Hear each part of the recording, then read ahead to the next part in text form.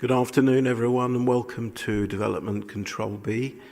We're not expecting a test of the fire alarms today, so if the fire alarms sound, then the point for assembly is out of the front door from where you entered, down the ramp towards the cathedral, and we assemble in front of the cathedral.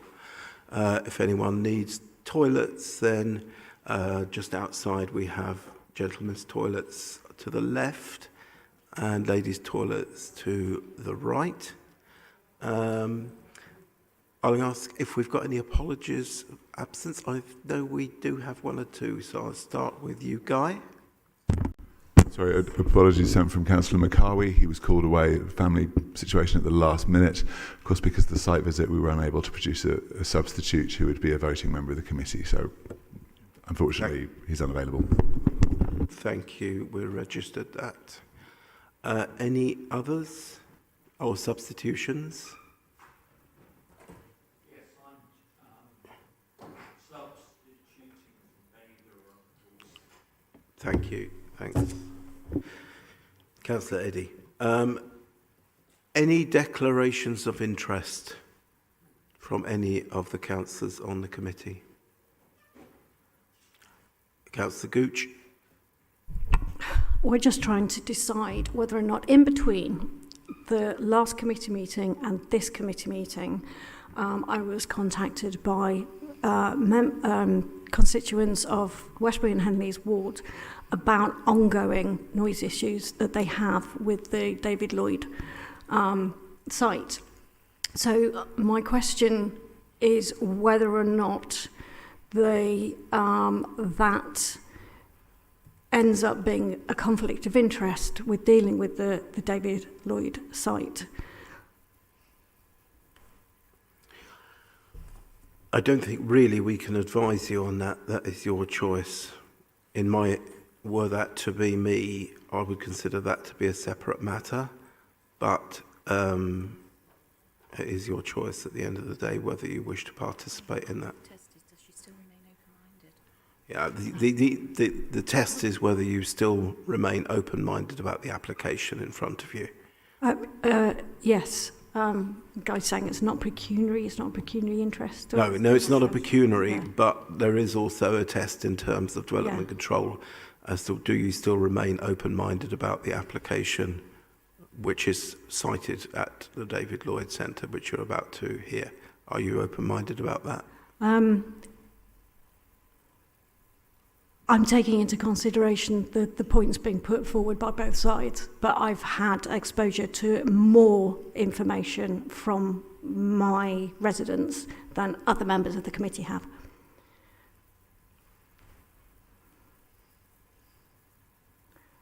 But that's been because of this planning application.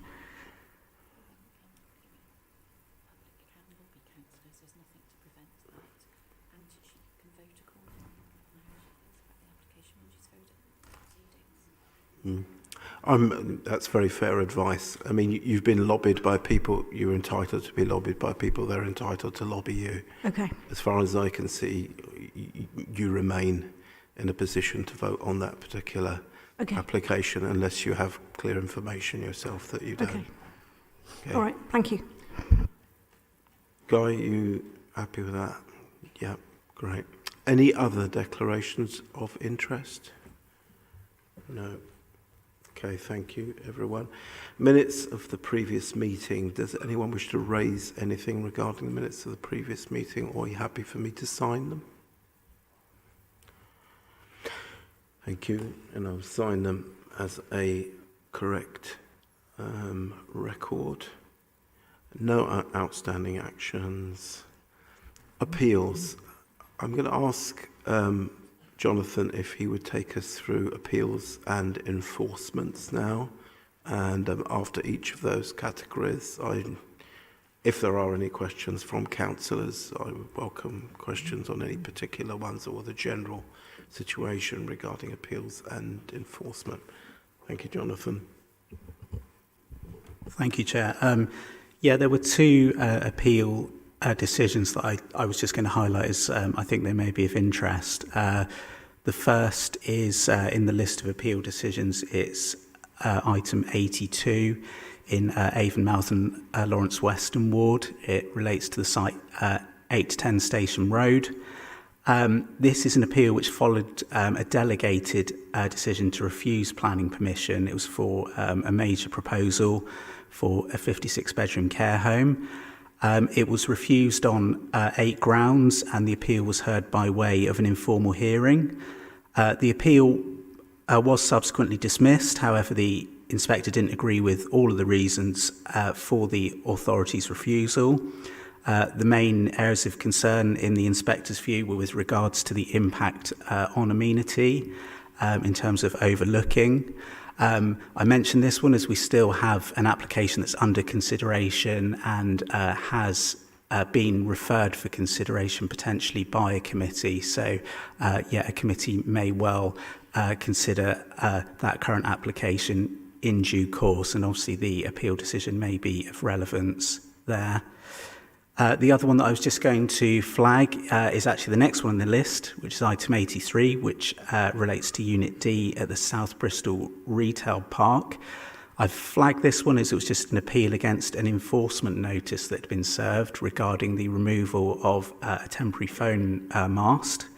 That appeal was dismissed, so the enforcement notice has been upheld, and the actions that are required to be undertaken there are the removal of the mast. So that's good to see, some enforcement action there being supported by the inspectorate. Thank you. That's good news. Any questions, anyone?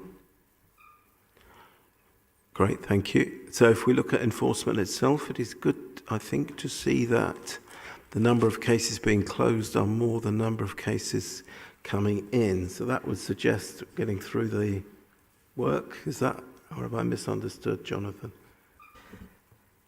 Yes, that's correct, Chair. I mean, there is additional resource now in the enforcement team that are focused really on dealing with the backlog there that has built up.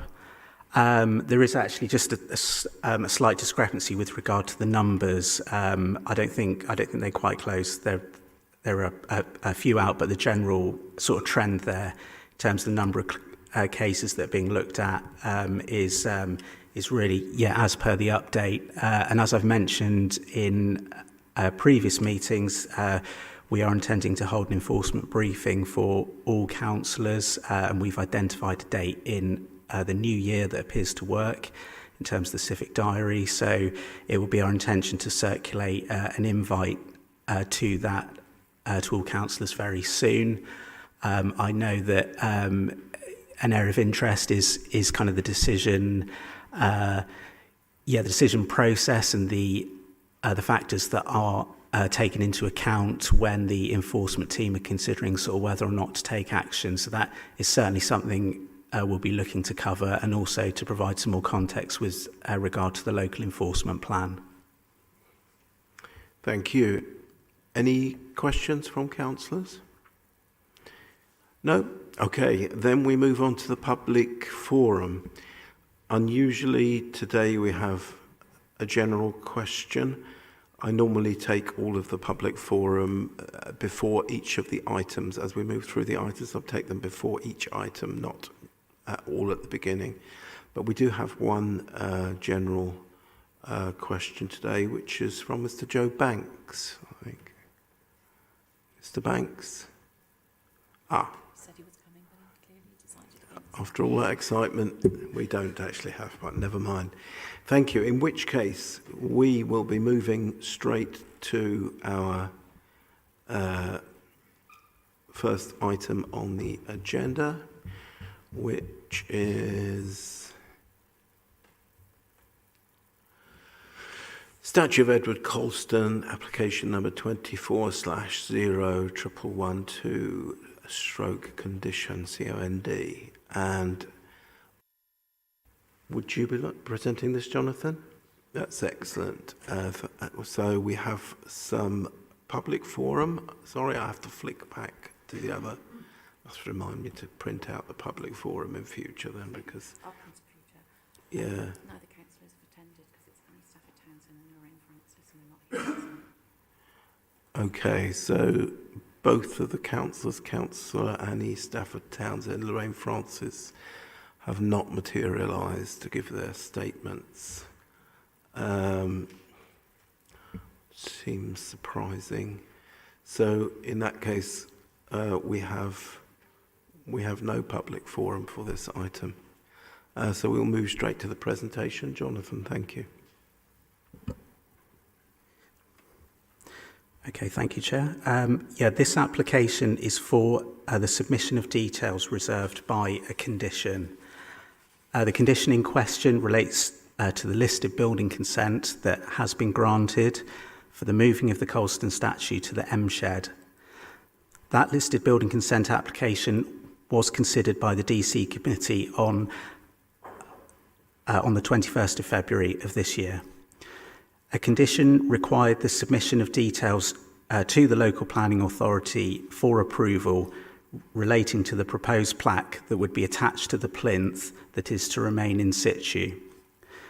The submission of details pursuant to the condition relating to the plaque was brought to the DC committee on the 10th of April of this year. Concerns were raised by the committee, and a summary of these concerns is listed in the report. A decision was deferred, and the applicant has now revised the proposals. So here is the location of the plinth, which is just shown outlined in red, and here is a photo of the plinth.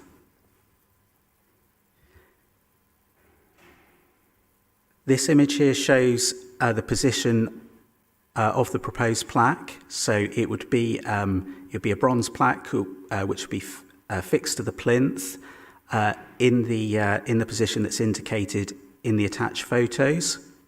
It would be 65 centimetres wide and 40 centimetres high. The main change following the last committee is regarding the wording of the plaque. And this is now proposed as per this slide, and this text is also included in the report. And I'll pause briefly just so you can read this.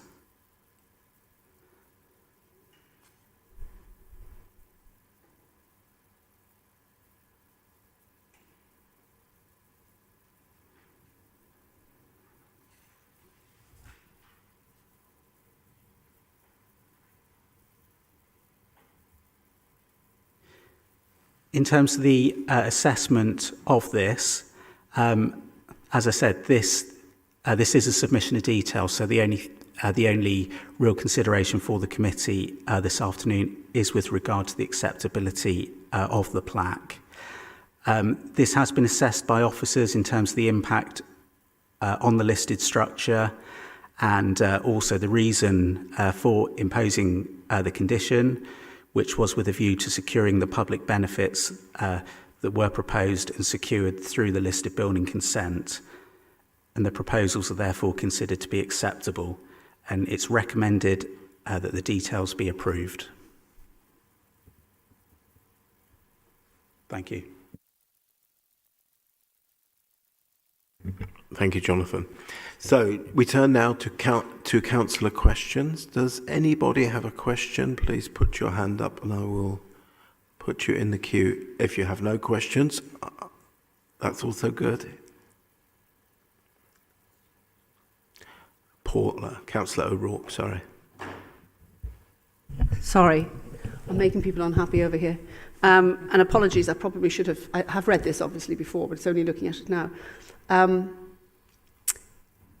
I'm an ex-English teacher, and when I'm looking at it, the harbour, when it says it was rolled into the harbour, it's lowercase h, and it's not really very formal, and it's not clear. I think it should say Bristol Harbour. It's a minor amendment, and I'm sure everybody could agree to it. But just if it's going to be up there in perpetuity, that's the sort of thing that people disagree about, you know? And the correct English would be capital B, capital H, proper noun. It's a particular harbour. It's a proper noun. And we're putting ourselves in bother for not getting it right. And I don't think it's not. I mean, I'm sure we can all agree it and then just change it. It's not as if it has to come back again or anything. Okay, I wouldn't say it was definitely a proper noun, but anyway. Sorry, it is a proper noun. It's the name of a particular place, person, place, or thing. It's a proper noun. It proper is nouns also have a capital harbour in letters. a generic sense. But it's not clear as well. I mean, it was put into Bristol Harbour. Oh, okay, thank you. Okay, no, I take your point, but both would be acceptable and have slightly different meanings. Guy? Fabian? Yeah, I was just wondering, obviously this has been sort of back and forth. So who was responsible for drawing up the original wording that the subsequent DCs rejected? Jonathan? Yeah, so in terms of the background to this, I mean, the original wording that the committee saw, as I understand it, was based on the work of the History Commission, which was obviously involved in extensive sort of consultation exercise sort of with the city. And following that, the wording was proposed for the plaque. Obviously, that has previously been considered by this committee, and concerns were raised at that time. Hence, now we have the revised proposals. Yeah, so the History Commission was basically people from the heritage background of, potentially enslaved peoples, and yet this committee sought to disagree with their wording that they came up with, even though it was their history. I just think people should be in charge of explaining their own history rather than having. That's a fair comment, I think. Thank you. Guy? It was just a check, Chair. I'm sure we'll get on to the point raised by Councillor Breckles during the debate if we have to, but it was just to raise, in terms of Councillor O'Rourke's point, I would assume that issue is something that could easily be delegated to officers, as in that would be something this committee could simply leave that particular bit of the door open for officers to decide. It wouldn't be, I think, problematic. It's obviously for Councillor O'Rourke, but my preference would be that we just leave a note to say that the committee's expressed a preference for, capitalised harbour and Bristol Harbour rather than generic harbour.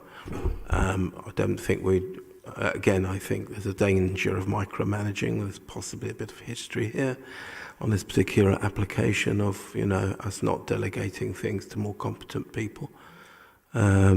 So, yeah, I think that would be my recommendation, but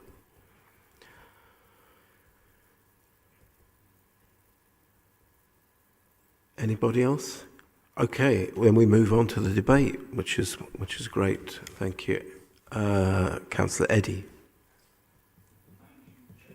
Thank you, Chairman. First of all, can I say incredibly brave of you to actually disagree with Councillor O'Rourke. I certainly wouldn't have the guts for that, so that's commendable, albeit reckless.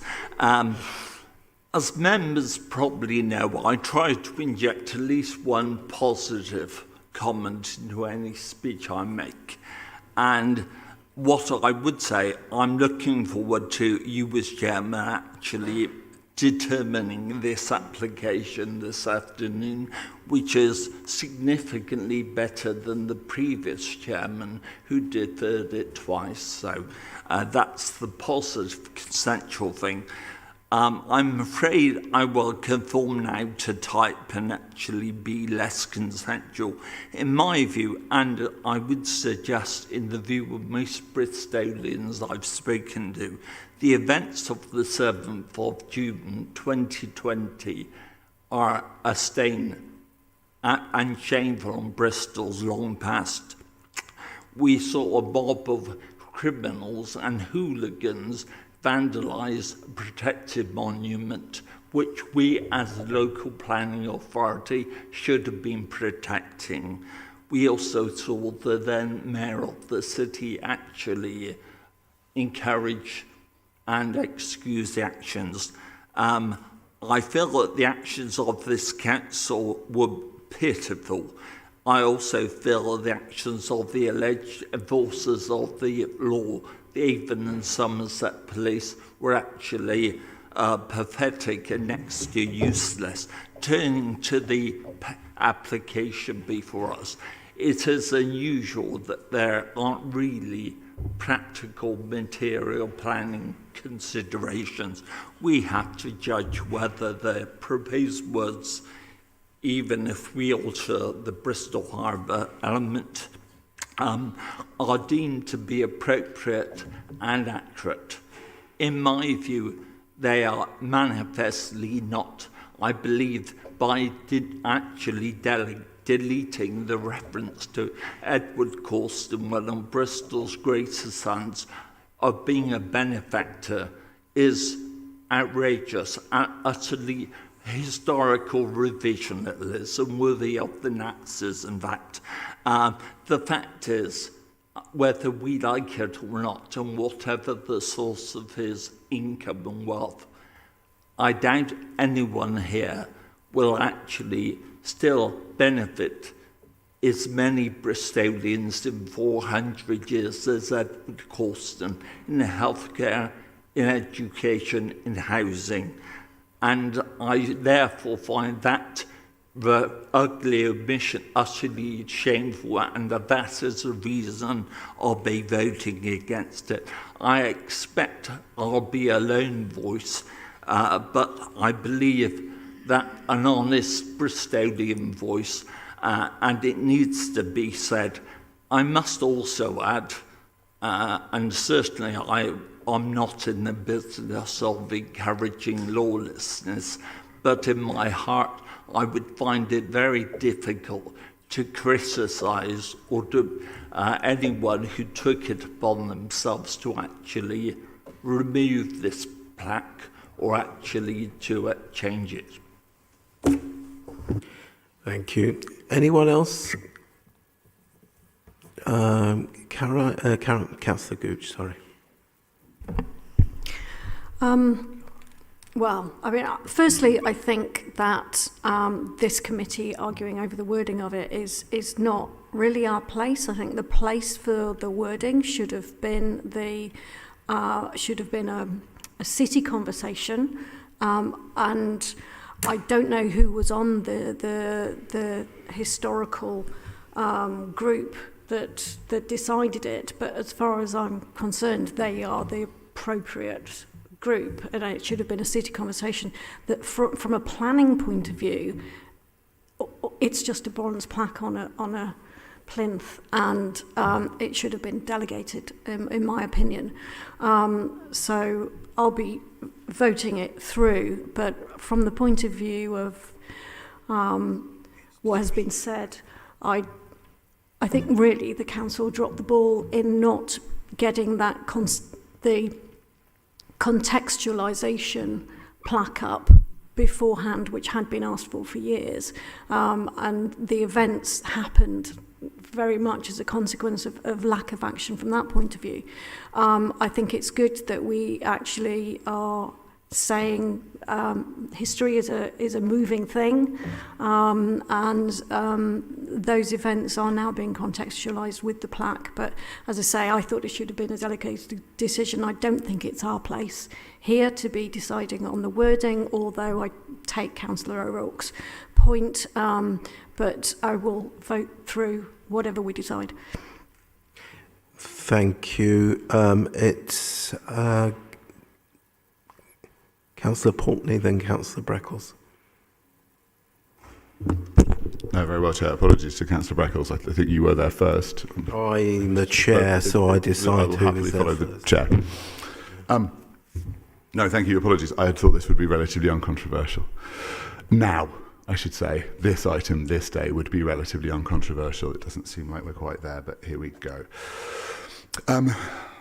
For what it's worth, for the members of the committee who weren't present when this item was heard previously, this did come before the committee, and I think the committee was took it in the same way we would any planning application. However, there was what was felt to be by some members of the committee a material equalities consideration. That is to say, a plaque in the city applying for planning consent that described Edward Colston as a city benefactor, and that the statue was there in his celebration.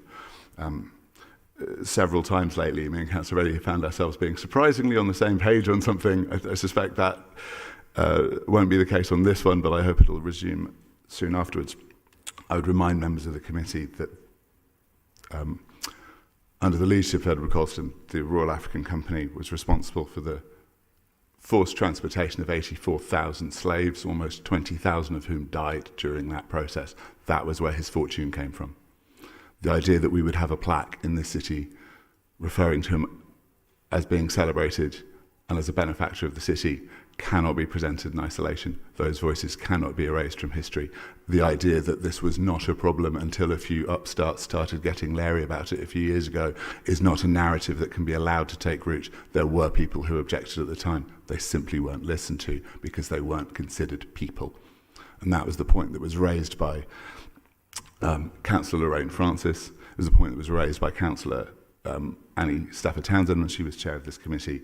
And it was a point I was more than happy to vote for. It was a point I was more than happy to make when I saw this agenda item coming back. I am delighted, and a huge thank you to both Bristol Legacy Foundation and the officers who have amended the wording slightly, but very meaningfully, I would say, to ensure that something is present now that does not reflect one side of a debate, and that a full version of that history, or at least as much of it as the city can provide, will be available alongside the statue when it's displayed at MShed.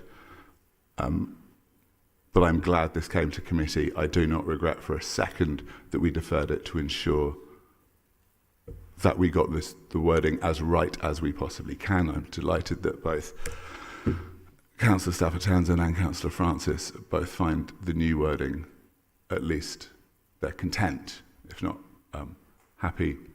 And I would say that's a view that's also been expressed by current members of the Legacy Foundation as well. I'm glad we got there in the end. I'm very happy to vote for this. I hope the rest of the committee will too. Thanks.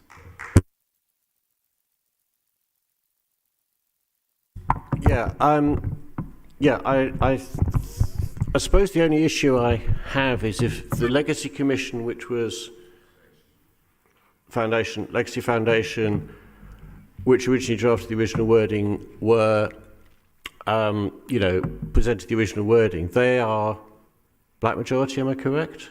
And given that the enslavement of African people, it was, the wording was drawn up by people from that heritage. So, and then a predominantly white committee decides, no, we're going to tweak it. I don't know that.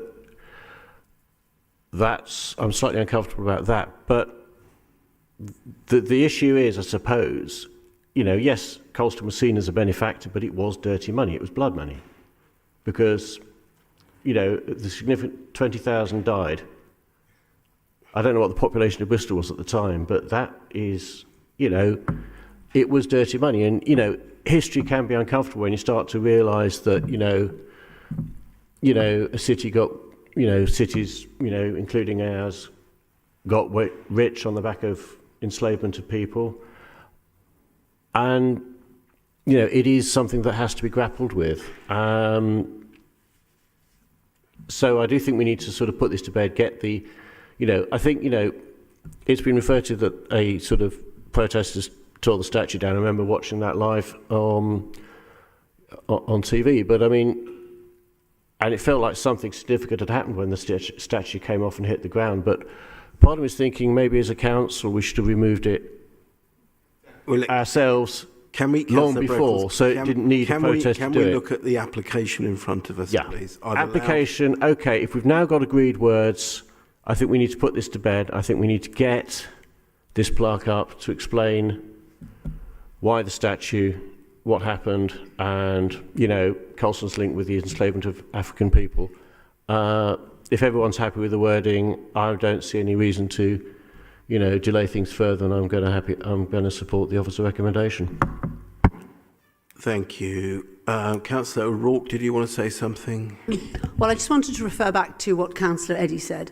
When he spoke about this being a revisionist interpretation of history, I felt that he was saying that in a very negative connotations, but actually there can be positive connotations to that too. And I think it is revisionist, but history is iterative and it changes and people adapt. And this is the 21st century version of what people want to be on that statue. So I'm very happy to support this. But I don't think it is whitewashing history, because historians and history books and people who tell the whole story will tell the story about how there was a plaque saying he was a benefactor and then that was taken down. And this, I think, is the 21st century version of what Bristolians want on that. So I'm fine with that. And those with power in another 50 years will write what they want on there, because that's the nature of history, isn't it? Lisa, you... Thanks. Yeah, I'm really happy to support this application. I think it's really important to get that plaque up as quickly as possible. 3 of the people on the Legacy Foundation who've agreed this wording have given their agreement to the wording, and I absolutely would take my guidance from them. So really happy to support this application. Thank you. Given that there seem to be no further comments, or are there? Sorry if I... You don't have to say anything. Would you like to? Yeah, so I'd like to also just say that I support the application. I think the wording has been changed appropriately. I also want to make sure that people do understand that, you know, over history, it's about what's not been said over history, and I think maybe this application can actually try and a little bit say what hasn't been said, because, you know, as we've already said, history is fluid and it will change again. So yeah, but I'll support. Thanks. Okay, thank you very much. I think that's everyone. So we now move to the vote. The officer recommendation is that this condition application decided, because this is a condition. So if you support that recommendation... Do we need to propose and seconder? Oh, are you going to propose or... I didn't even get to the end of my Sorry. Sorry, Chair. You can't have a joint seconder, can you? No. I can ask Fabian, would you like to propose it, and Councillor Pulteney second it? I escaped that one with the wisdom of Solomon, didn't I? Great. Okay, Councillor Fabian, Councillor Pulteney seconded, and that is to support the officer recommendation. I will go around and ask you each, because the way I do it, whether or not you wish to vote for that motion, which is to support the recommendation of officers. Councillor Eddy? Against. Councillor Stone? I'm for, as long as we are noting the change in wording. Noting what, sorry? The change of wording to the officers, is that?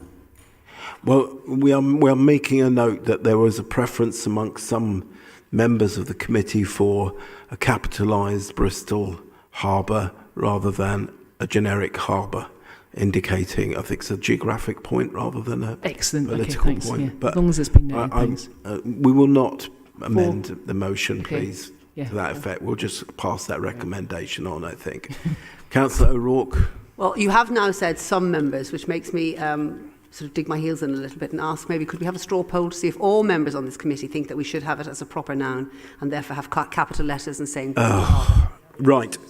In that case, we will go back to the beginning, Paula, because we need to have a formal amendment in that case. We will be looking at it for a long time. So, and I know it seems... We will be looking at it a long time, but I think some of us thought that these things were best delegated, actually, from a planning committee. I'm only asking you now, because you're the person who said some members think. If you said some members, that makes me now... I want to know whether it's some members or all because members. You and Lisa have already said it. That makes 2, which is plural.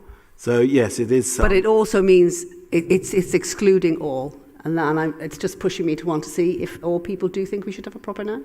And you're perfectly entitled. If we just put it to a vote you're quickly. You're perfectly entitled to bring an amendment regarding the capitalisation or indeed the punctuation on this plaque.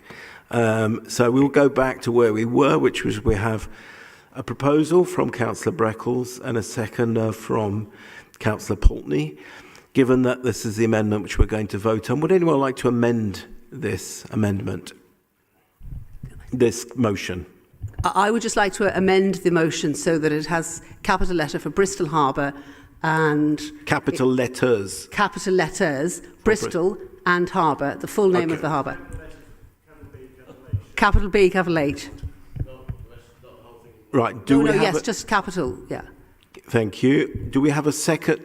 Thank you. Do we have a seconder for that amendment, please?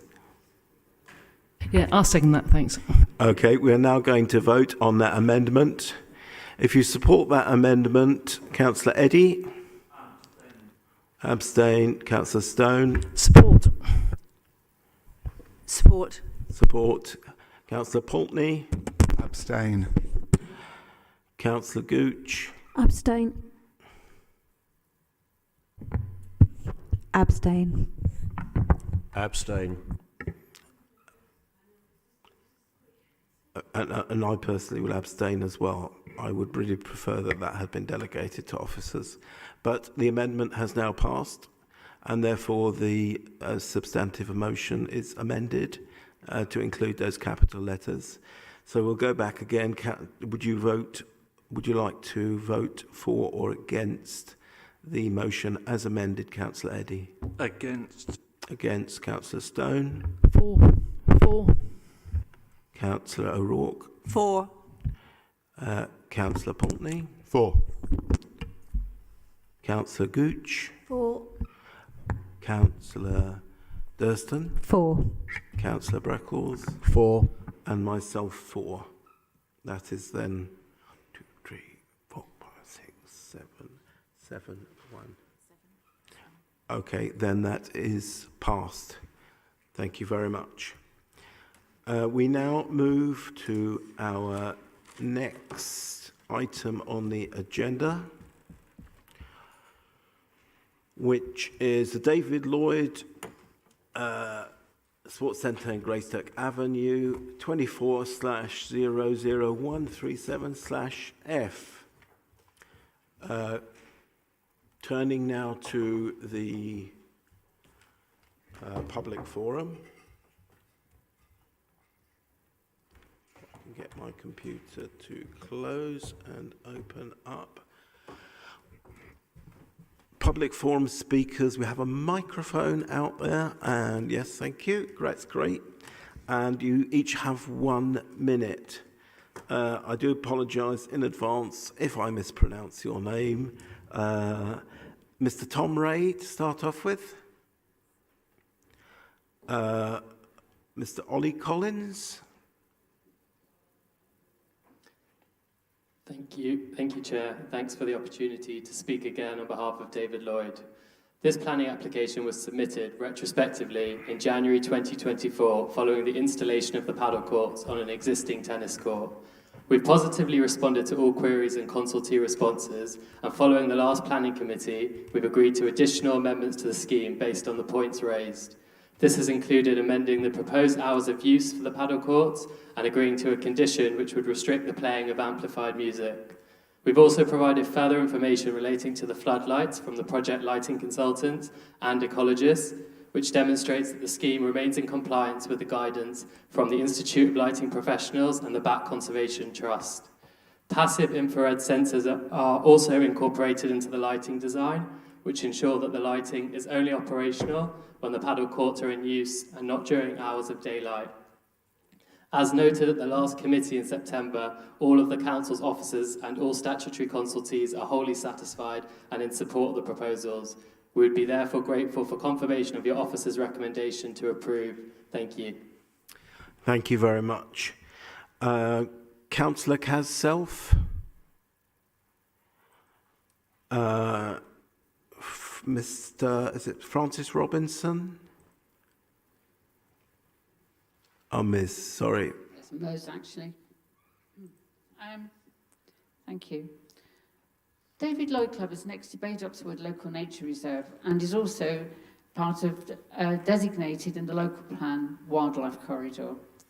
There are 3 legally protected species that live here: badgers, owls and bats. And this paddle court development with floodlights will impact on the moor and do them long-term harm. The law is very, very specific that anything that affects protected species and does them harm, anything which reduces their ability to forage, hunt or rest is illegal, and I might say not covered in any way, shape or form by their ecological assessment. This will not be a temporary intrusion on wildlife. It will be 18 hours a day, 365 days of the year, every year for the foreseeable future. There's no shortage of racket sports facilities indoors at David Lloyd. There are many, many courts there which their members can use when it is dark.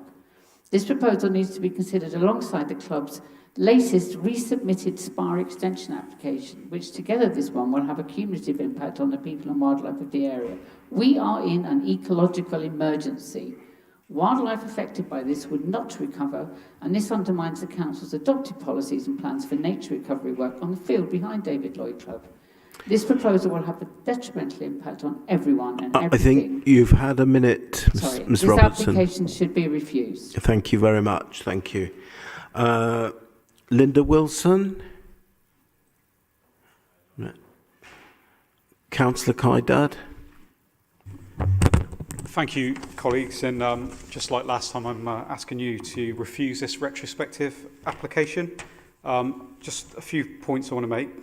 So I'm very disappointed that the applicant hasn't followed the due process, and obviously this is a retrospective application.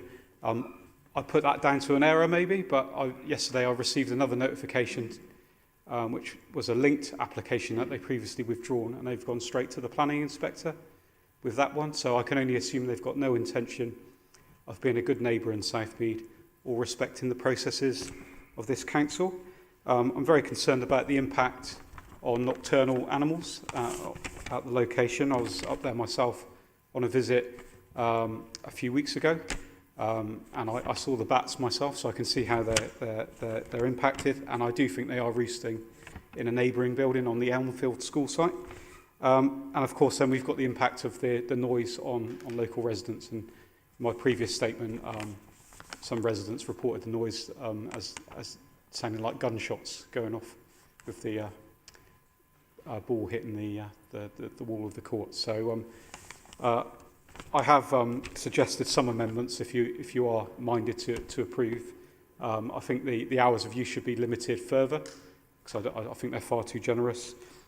We need to make sure the lighting's bat friendly, and it's good to hear about the amplified music, but there's also mic'd up fitness sessions I've heard is reported to take place on the site as well.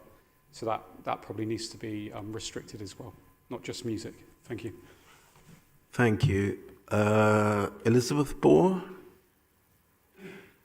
I am 15 and have lived near Baydocks all my life. The UK is already one of the most nature-depleted countries in the world.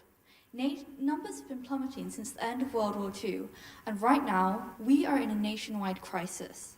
We are not in a position to dismiss any places that still have wildlife, much less the amber and red-listed species near David Lloyd.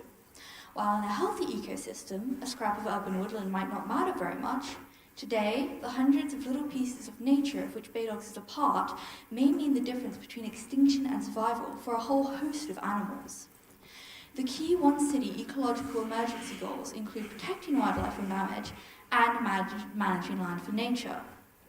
It is unfortunate that the Ecological Survey did not consult the Friends of Baydocks Wood for their 25 years' worth of data, which gives a pre-works baseline. However, this data is still available and should be used in this committee's assessment of damage to the woodland. We all have a moral duty to protect Baydocks Wood and all the animals who live in it. Thank you very much. That ends our public forum, and we now go to Kana, who's going to present the application to us. Thank you. Thank you, Chair. I'm going to repeat part of the presentation I did last time because some members were not present at that one. Obviously, we've had the site visit today, so you'll have seen it for yourselves. So some of the slides I will skip through quite quickly, but hopefully this will be a reminder for some of you and new information for those of you who haven't seen the presentation before. So we've got the site location here. You can see the wider David Lloyd complex, which is within the blue circle. The application site is marked within the red square, and the yellow line indicates the route that members took this morning. And these are some relevant designations. So the local nature reserve is shown there in the brown, and the open field is the Badox Wood designated important open space. Well, yeah, I suppose it's possibly a graphics detail. The open space covers the brown area as well. It's everything within the green line that's hopefully available to be seen there on the screen. Here are existing and proposed plans. So members will be aware that the previous use of the site was a tennis court there, and now 2 padel tennis courts are being proposed, together with the social area containing seating and TV screens, which is shown on the area, on the plan to the right of the screen. Here are some photos taken from outside the site, taken from the footpath that runs alongside the site, and that's what members will have seen this morning. This is a view towards the site from neighbours off Greystoke Avenue, and the location of that photograph is indicated in the purple circle and arrow that's shown on this slide. Members expressed interest in seeing some nighttime views, and these were photographs taken by council officers at night. You can see this first view is taken right by the paddle tennis courts there, showing the floodlighting. This was taken from approximately where the blue circle on that screen is. It's a general view towards the David Lloyd complex, and the light is on the rear wall of the David Lloyd building. It's not the paddle tennis courts floodlighting. Some more nighttime views of the general area. On the left of the screen is an existing street lamp, and then you've got light from neighbours there shown. And that photo is taken from the rear of Greystoke Avenue, looking towards the paddle tennis courts. So it's taken from the north, looking down towards the site. In terms of representations, we've had the call-in request from Councillor Dudd, which is up there on the screen. Initially, there were 48 neighbour objections on the grounds of impacts on ecology, nature conservation, noise pollution, light pollution, and transport and highways. And since the previous committee, there have been 3 more neighbour objections and 1 more objection from Friends of Badox Wood.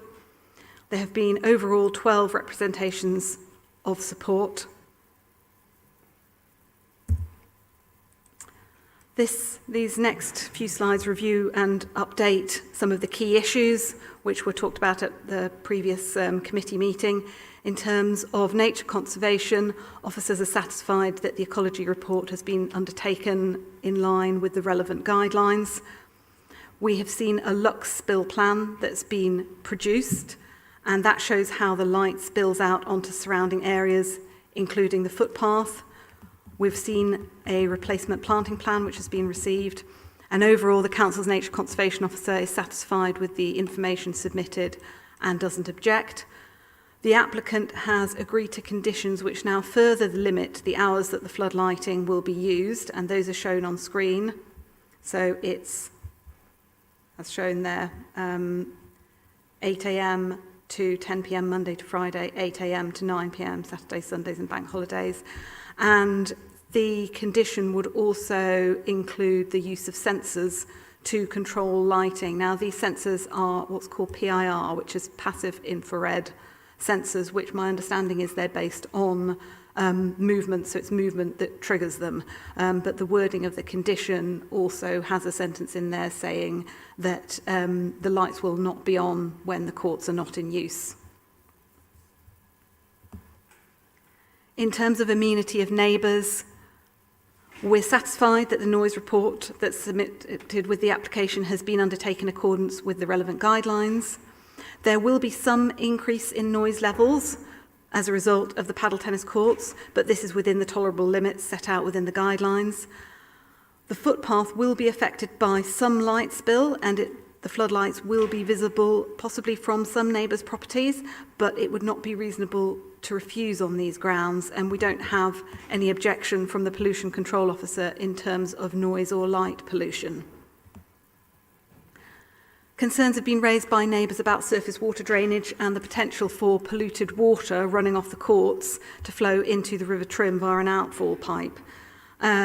The applicants explained that there isn't any formal drainage across the site, and neither was there any formal drainage when the sites were in use as a tennis court. There was a sub-base under the tennis courts, which hasn't changed, and the surface of the courts has been changed from artificial grass to coated polymer for the new padel courts, which members would have seen today. And overall, officers don't have any concerns about pollution to the River Trim. So in terms of updates from the last committee meeting, as I've touched on, the applicants agreed to 2 amendments to the condition. Firstly, an amendment to the hours of use condition, which is set out there on the screen. And secondly, as set out in my report, the applicants agreed to an additional condition which restricts the playing of amplified music. So there would be no playing of amplified music allowed within the red line boundary of the current application. In general, in terms of updates from the last committee meeting, I've mentioned this before, 3 additional objections from neighbours, an additional objection from Friends of Badock's Wood, and also, as has been mentioned, the applicant has submitted a Section 62A application for an extension to the spa garden. Jonathan can perhaps say a bit more about that in a minute. It's an application that's been submitted directly to the Planning Inspectorate, but we, as the local planning authority, do provide comment and advice to the Planning Inspectorate in order for them to take a decision. And that's a separate case for a separate area of the site, but it is the same applicant. In summary, the officer recommendation is to approve the case subject to conditions which are as set out in my officer report, and those are implementation of the planting plan that's been submitted, the submission of a tree report showing the trees that have been the tree removal that has been undertaken and proposed replacements in line with the Bristol tree replacement standards set out in policy.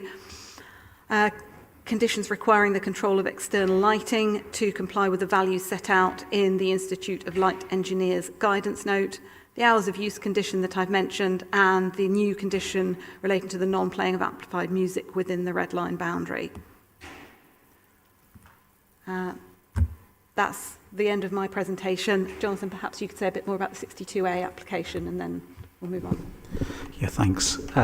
Really just to follow up on that, we received a notification on Monday that an application had been made directly to the Planning Inspectorate for a proposal to extend the existing spa facilities and to also install what's been called a spa garden.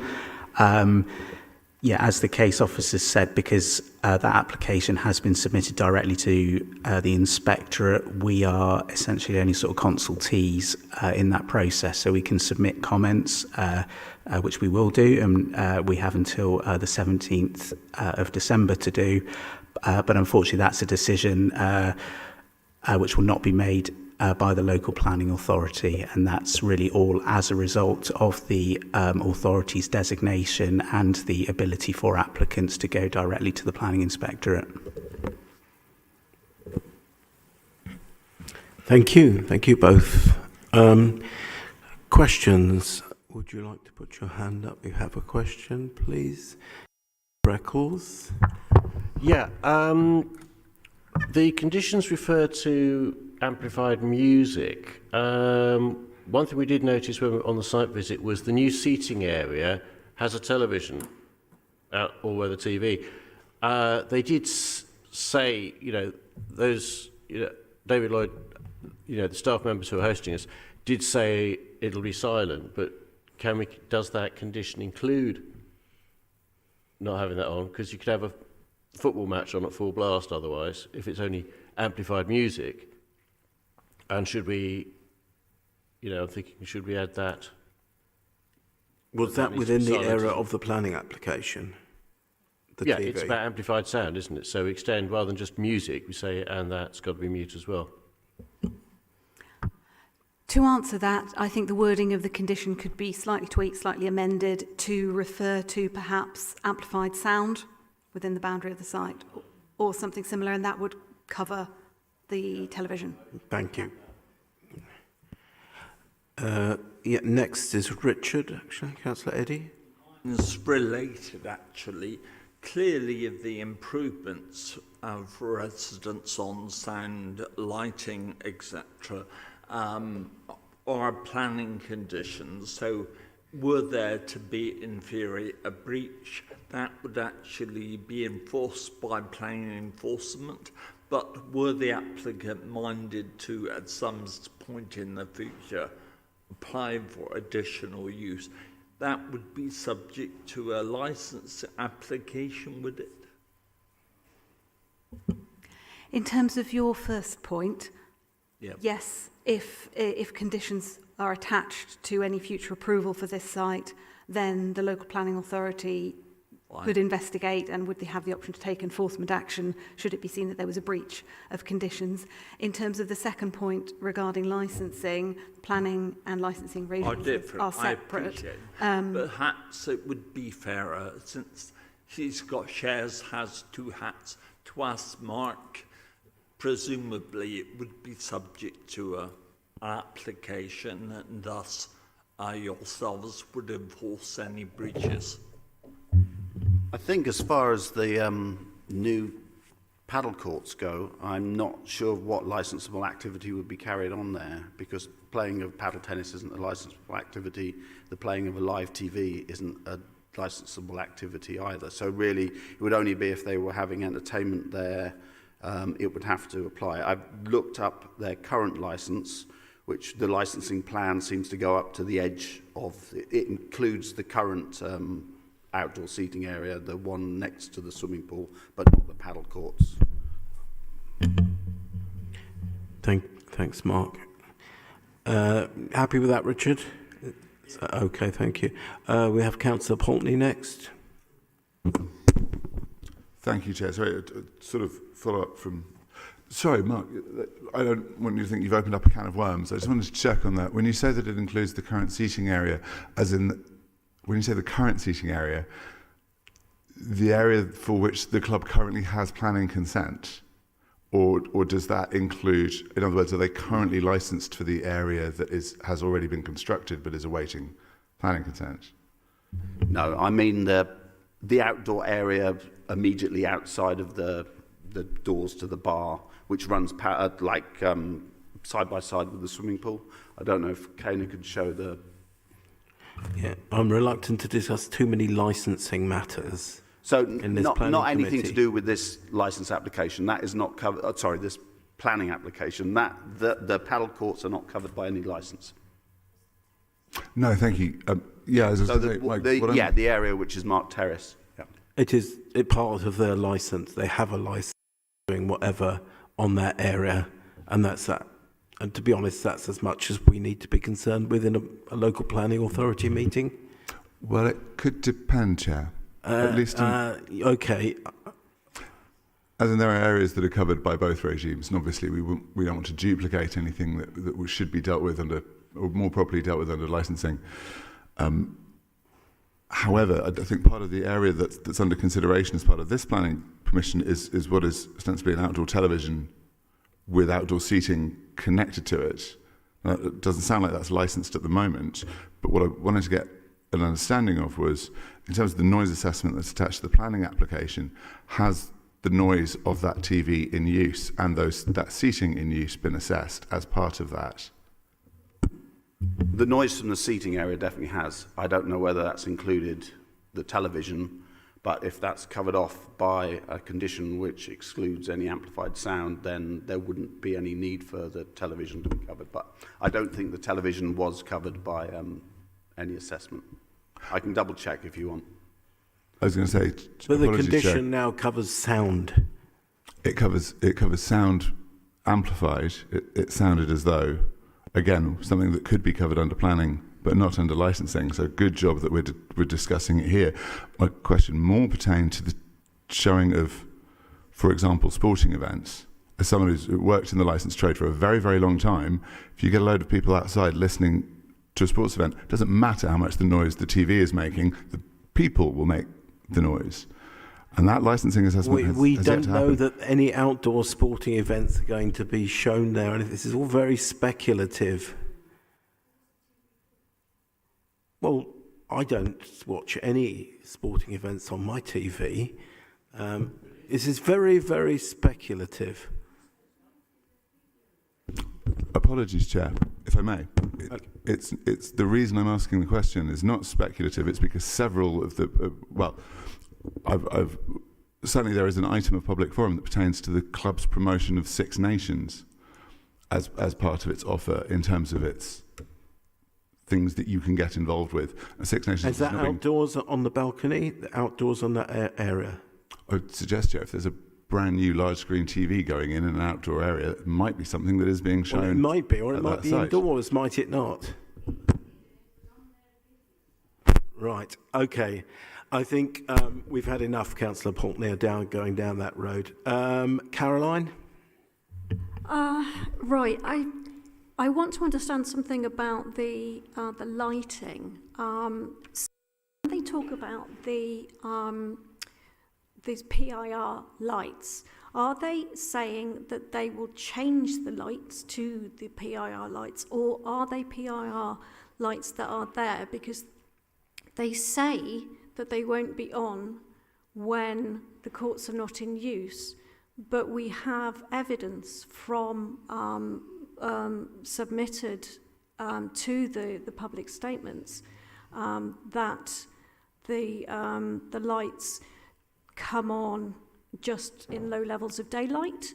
So they were on yesterday all day when it was snowing, and obviously there was no one out in the courts, but the lights were on all day. So I'm a bit confused as to do the lights register on low levels of daylight or nighttime, or are they motion sensitive? And if they register according to the low levels of daylight, how can they say that they won't be on when they're not in use? Or do they just manually switch them off and they forgot to do that yesterday? And it wasn't in use yesterday? It wasn't in use, it was snowing, and it wasn't in use, and they were on all day. But the place was open? Yes. Okay. My understanding, well, first of all, the applicant has stated, I'll just read you, this is from my committee report. The applicant has stated that passive infrared, which is PIR sensors, are also integrated into the lighting design for the paddle courts. So they're integrated there already. Well, this is where we come back to if we have a condition. Chairman, sorry to interrupt the officer, but... You'll interrupt with my permission, Richard. What do you want?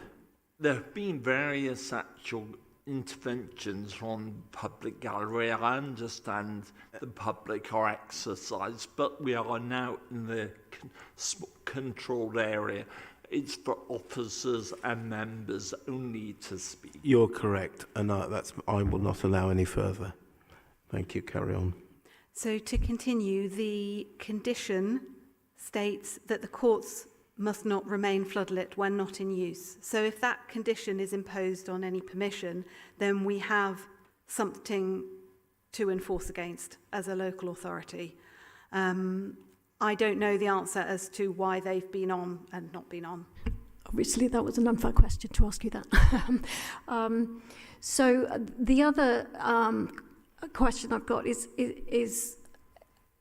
probably for the conservation officer. It's about the height of the lights, because they say obviously they're bat friendly. So they're talking about, I guess, in the bat friendly, the colour temperature of the lights, and also the fact that they only face downwards. but they're quite high. They're actually quite high above the level of the court, and do spill into that walkway at the side, which and there's a lot of information, obviously, from residents that the bat activity has decreased since then. So, is there a level at which bats normally fly? Do they not normally fly close to the ground, or is there a setting for how high these should be? And also, it says that they're bat friendly, but we're hearing from the Buddocks Wood group that they're not bat friendly, and they should be putting in bat friendly ones. So, which is the truth?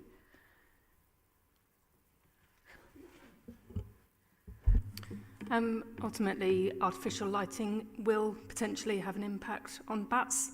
Bats fly at different heights. There's lots of different species of bats present within the area, and some fly high and some fly low, but I don't think there's... do I need to hold that down? No, I don't. I don't think there is a height by which a lighting should be installed for the benefit of bats. Ultimately, with the planning application, it is a balance between what's required for the people playing the sport, and also taking into account potential impacts on bats and other wildlife in the area. But there's no, it doesn't matter whether it's 6.2 metres or 8.2 metres or 4.2 metres from a bat. It's artificial lighting, so it's not really about height. I don't think that's a really relevant point. The second comment was colour temperature. So again, it's a balance between what Sport England require in terms of a safe and legal level for the sport to be played at, and the balance between ecology. Ultimately, as a nature conservation officer, we have said that we support the application. We don't have any objections based on inference and based on proportionality, and the fact that it's such a small development that actually bats have a sustenance zone of 4 kilometres or more. So the fact that there are 2 paddle courts that have artificial lighting, it's not considered a significant adverse impact on bats, because it's such a small area, and it is lighting that, subject to approval and subject to conditions being applied, it will be time limited. So that sort of satisfied my concerns with regards to artificial lighting and bats. I don't consider it an issue. Could I ask a follow-up on that? Given what the laws are about not disturbing bats, etc., and obviously I'm not. What laws are there about not disturbing bats? They're referred to in the. We all disturb bats. They were incorrectly referred to, and actually, some of the statements that Friends of Bodocks Wood have provided today are factually incorrect. Right, okay. So, because I was going to ask whether or not the fact that there appear to be fewer bats in people's gardens since these have come online, whether or not that is a material consideration or not. I don't think it can be, based on the fact that it's anecdotal. I've not got any data to substantiate that, so I don't think that can be something that can be considered. What I've got to look at is what's been provided with the planning application, was the ecological assessment that's been provided by a professional with qualifications, and they have appraised it and said that there won't be any significant adverse impacts. And me, as also a professional ecologist with accreditations and qualifications, accept that. So there may be anecdotal evidence, but that I can't really give that more weighting than professional expertise. I've got more. Can I carry on, or should I let someone else have a go? I think. Does anyone else wish to? Councillor Stone. Yeah, no, it's just a quick one. It's just about the planting plan, because I couldn't see the planting plan in the papers. Obviously, there's a condition that they're going to replant the trees that they took down, even though we don't really know what trees they did take down, because obviously this is a retrospective. Sorry, one moment. I can't hear you. I don't know whether... Okay. This is a retrospective application, which is slightly annoying that this is a retrospective application. So we don't know what trees they took down.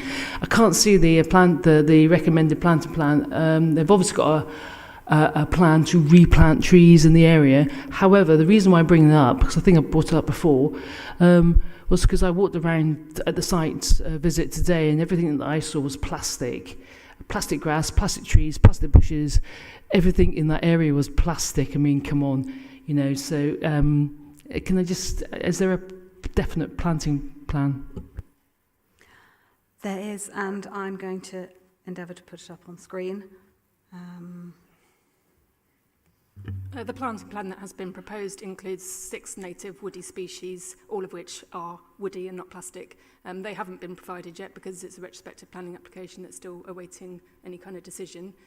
But the landscape planting scheme that was originally provided was not considered appropriate. They went back and revised it, and they have drawn on species that are present locally within the area. So you can, with any retrospective planning application, of which this is one of many nationwide, you can infer what locally appropriate species would be suitable for a landscape planting scheme, which is what the applicant has done in this situation. There's a planting plan up on screen. I don't know whether you can see my cursor, but area marked A refers to proposed shrub planting, and there are some species which we've looked at as officers and are satisfied with. The area marked H1 is a proposed evergreen hedge. So if members will recall, when we walked to the site today, there was an area where vegetation had been removed and where it was possible to see through to the paddle courts. This proposed planting would fill in that gap. So we have a condition requiring compliance with this planting plan. That's one condition we have. We also have another condition which relates to trees. Now, as we know, some trees were removed. So the condition that's been proposed requires the applicant to note on a plan which trees have been removed and to propose replacement tree planting. So it's 2 slightly different things. The plan that we've got up on screen in front of us is dealing with a kind of wider biodiversity landscaping issue. And the second condition I mentioned relating to tree replacement relates to specific policy that we have on tree replacement, and that is set out in the Bristol tree replacement standard, which is referred to in planning policy, which says that for every tree that has been felled, a number of replacement trees shall be replanted, and the number of trees that are to be replanted relates to the size of a tree that's been felled. So the bigger the trees that are felled, the more trees the applicant is required to replant. Does that answer that question?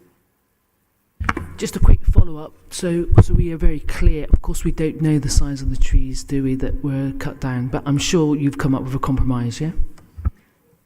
We don't. So we would look at what's being proposed, and there would be some professional judgment. Then we might be able to look at photographs. Sometimes photographs of tree stumps can be provided, or historic photos or something. We'd have to come to a judgment on that based on best available information.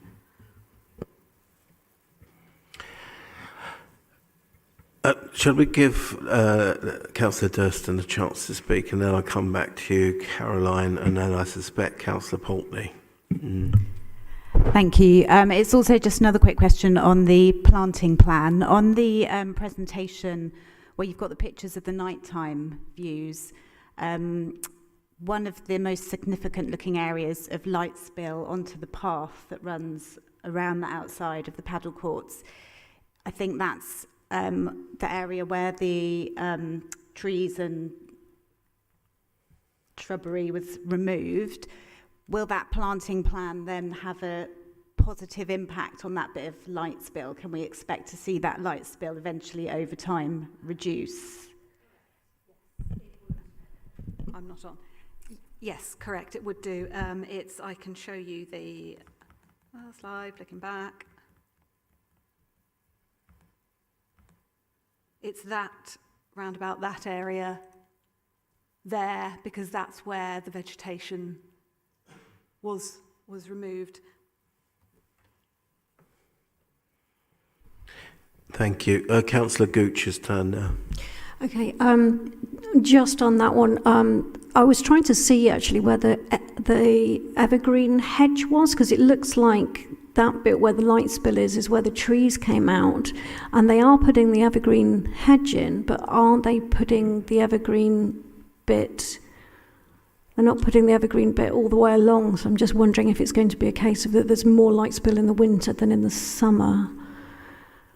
Could I just make a comment there? I think that my understanding is the primary driver for the landscape planting is more for replacement of habitat rather than for screening of the lighting.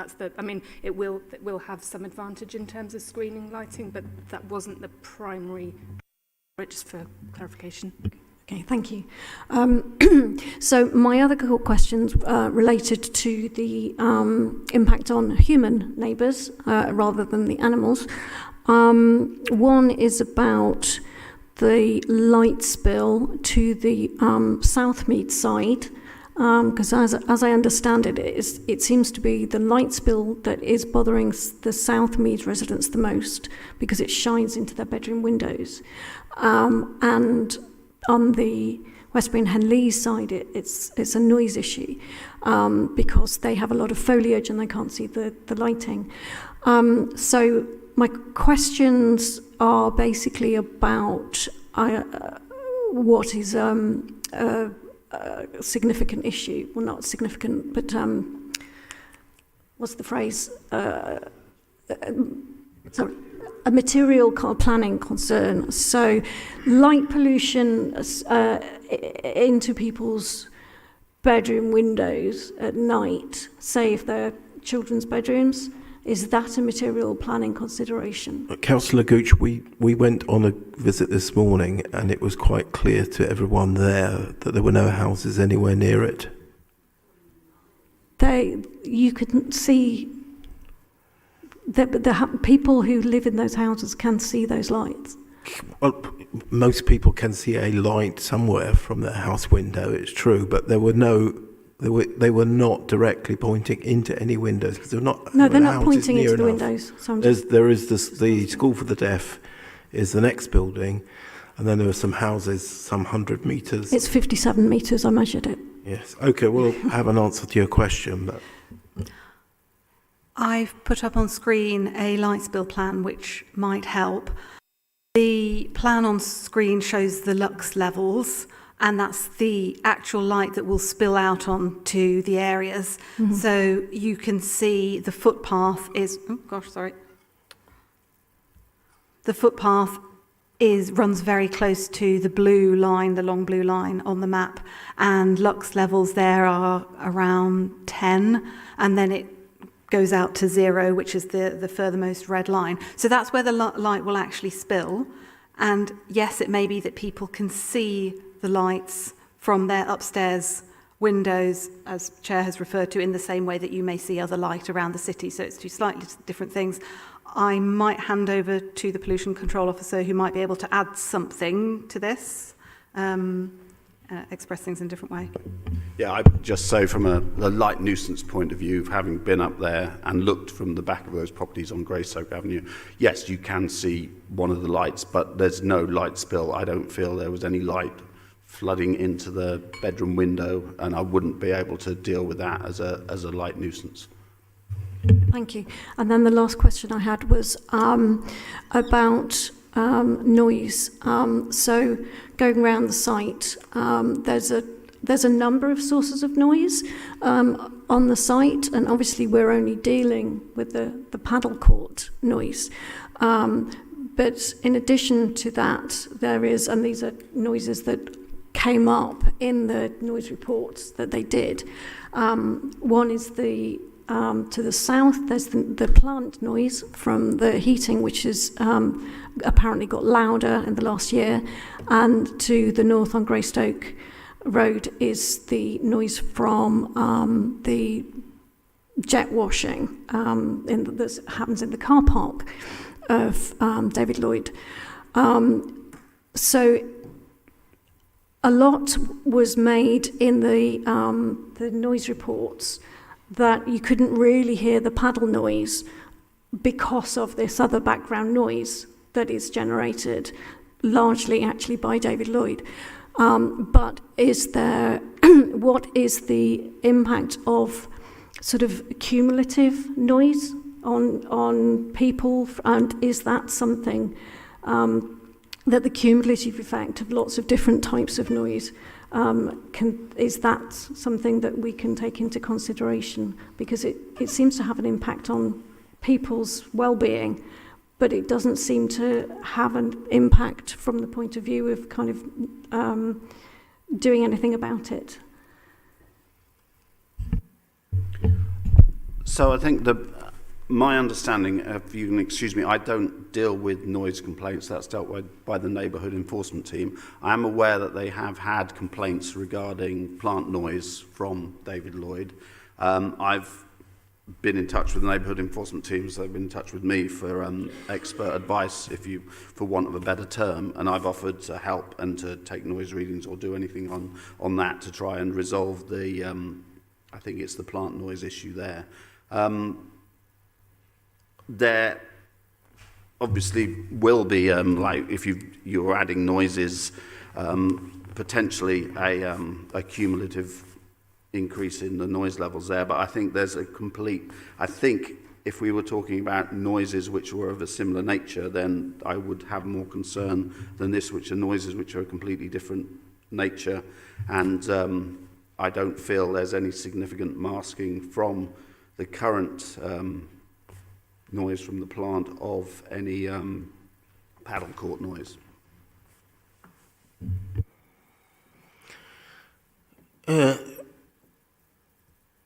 Right. Is that all our questions then? Councillor Pulteney. Thank you. Sorry, it was purely in relation to one of the things this committee discussed last time was seeming disparity between the evidence presented as part of the officer's report and the information provided to the committee through public forum that's available on the website in connection with the case.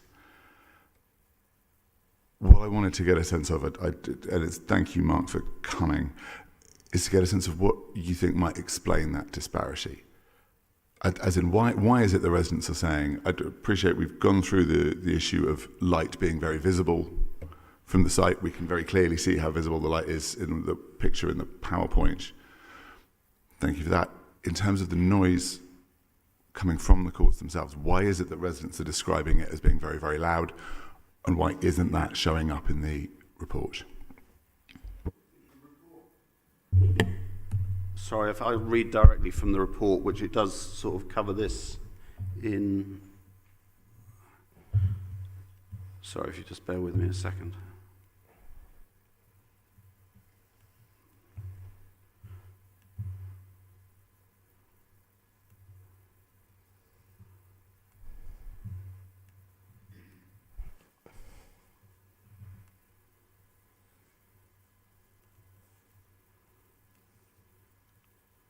So the report doesn't dispute that noise from the paddle courts will be audible. It states that, yes, it will be audible. It does also state that those noise levels, looking at it in decibel terms, when the ball hits the paddle, that's not showing up on their noise graphs. So, and those maximum levels from the paddle tennis being played are less than that from existing noise sources in the area, such as road traffic. Again, this is what the report says.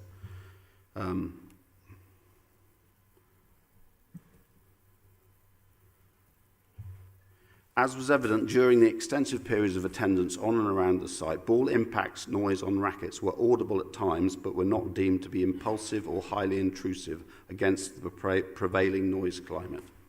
They were not visible in the time history traces using 1 to 5 millisecond time intervals, which would further indicate their non-intrusiveness. So I think the trouble with noise is that, and I've seen this from investigating noise complaints for a number of years, is that what one person deems totally unacceptable and unreasonable, another person will feel is perfectly reasonable and acceptable. And that's the only explanation I can give here. If I'm having gone up there at night and heard the paddle tennis myself at the nearest residential properties, yes, you can hear it. I certainly wouldn't describe that as sounding like gunshots, as has been described. So we're probably somewhere in between, in the middle there. And we were all up there this morning, and it was commented by more than one of us that we struggled to know when they were playing the paddle game on the other side of the hedge where we were walking. That's the honest truth. We really struggled to know when they were playing and when they weren't playing. That was our experience, and we're as entitled to report it as anyone else is. Councillor Gooch, you would give me that look, but you'll get nothing back for it. Councillor Pulteney, can you keep it short, please, because this discussion has been overly extended, in my opinion. I'll do that, but apologies, possibly preempting, hopefully not too much my colleagues, but I think our experience might vary.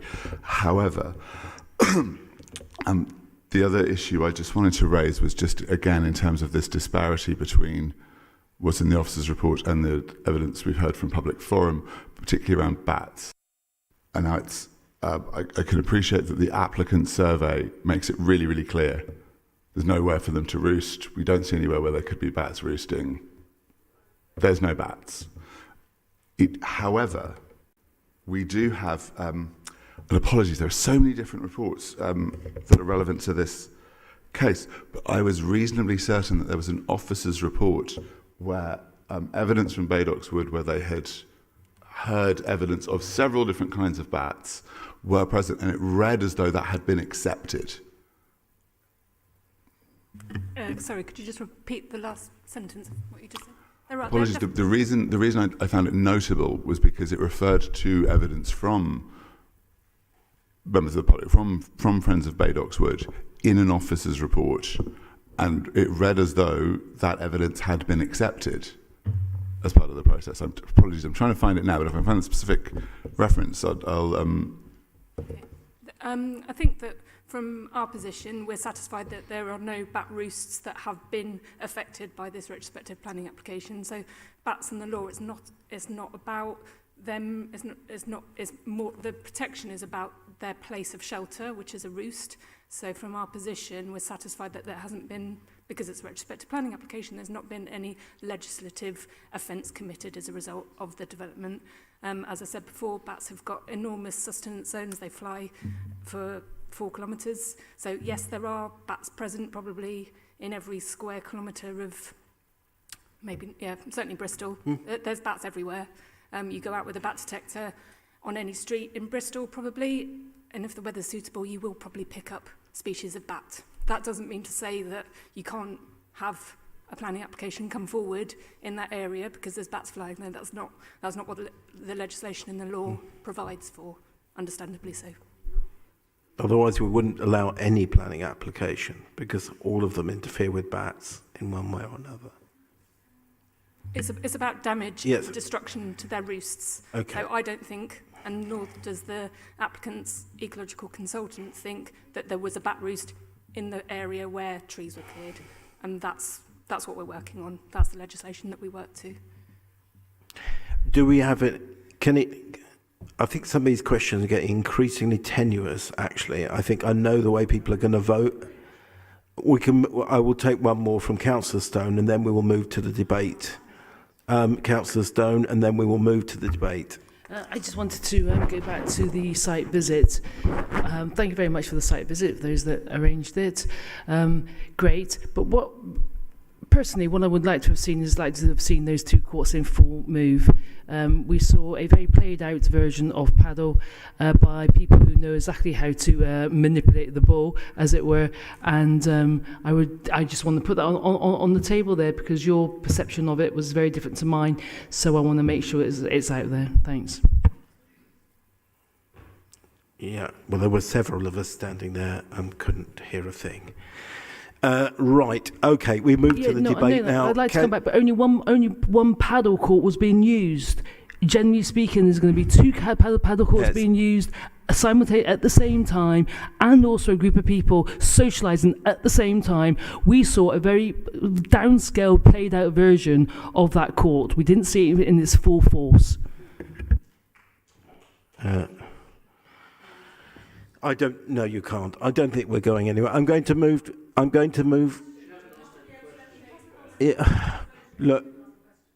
Well, that may be. All right. Ask your question. Then we're moving to the debate. I think you chairing is to make sure that I'm able to come to a position where I can make my vote, please. I think also. So just deciding that I'm not going to have any questions because I'm fed up with other questions I think is also. inappropriate. Can I ask my question, please? No, because I'm going to comment on that. I think also people must ask questions which are sensible and which are not just a way of creating a pretext for the way they're going to vote. Do you know what? I'm not accusing you of that. I'm just saying. I want to ask my question, which I think is going back to Councillor Dudd's statement, and it's a point of clarification. It's a short question, and I have to say, can I just have noted that I object to the fact that you think that I'm going to ask a vexatious question, which is. I did not say that. Well, it is what you're implying. I'm going to ask my question. I didn't say it. Earlier, it's the question for the officer. Earlier, Councillor Dudd, in his statement, mentioned amplified exercise classes and music.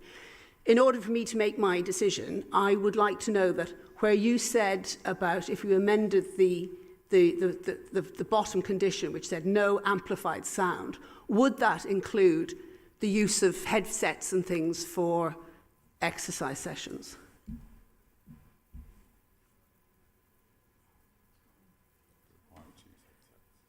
Yes. I know the type of headsets you mean. They're the ones worn by exercise instructors, and they speak they've into got it amps with a microphone. Yeah, and the fact that they speak into them with a microphone to me indicates that means amplified sound. Thank you. So to my mind, it would cover it unless I think otherwise. So if that bottom condition was changed to no amplified sound, that would help me a lot in my decision to whether to vote or not. Thank you. So, okay, we now move to the debate. Could people make brief comments? Because we're time-wise, we're moving on. Councillor Stone again. Yeah, personally, I'd just like to remind people of the continuous noise that's coming from David Lloyd. Not only is there the noise that's coming from if the two paddle courts were being used and that people were socialising, there's also the jet wash that's happening there as well. I mean, people park up their cars, go off for a paddle and get their cars jet washed at the same time. And then there's the plant noise. So this continuous noise throughout the day, I can really see would be some form of loss of amenities for the local people because it's relentless. Councillor Eddy.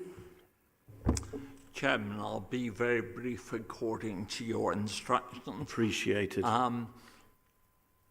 Generally, I find site visits very helpful, very instructive. I have to say, this morning, I didn't see anything or discover anything which wasn't in the officer's comprehensive report. What I did appreciate, as you've remarked, the closest immediate dwelling was death score, which is about 200 yards or 150 from the courts. The nearest houses are along a road, across the road, between 60 and 100. I personally think over 100, like you.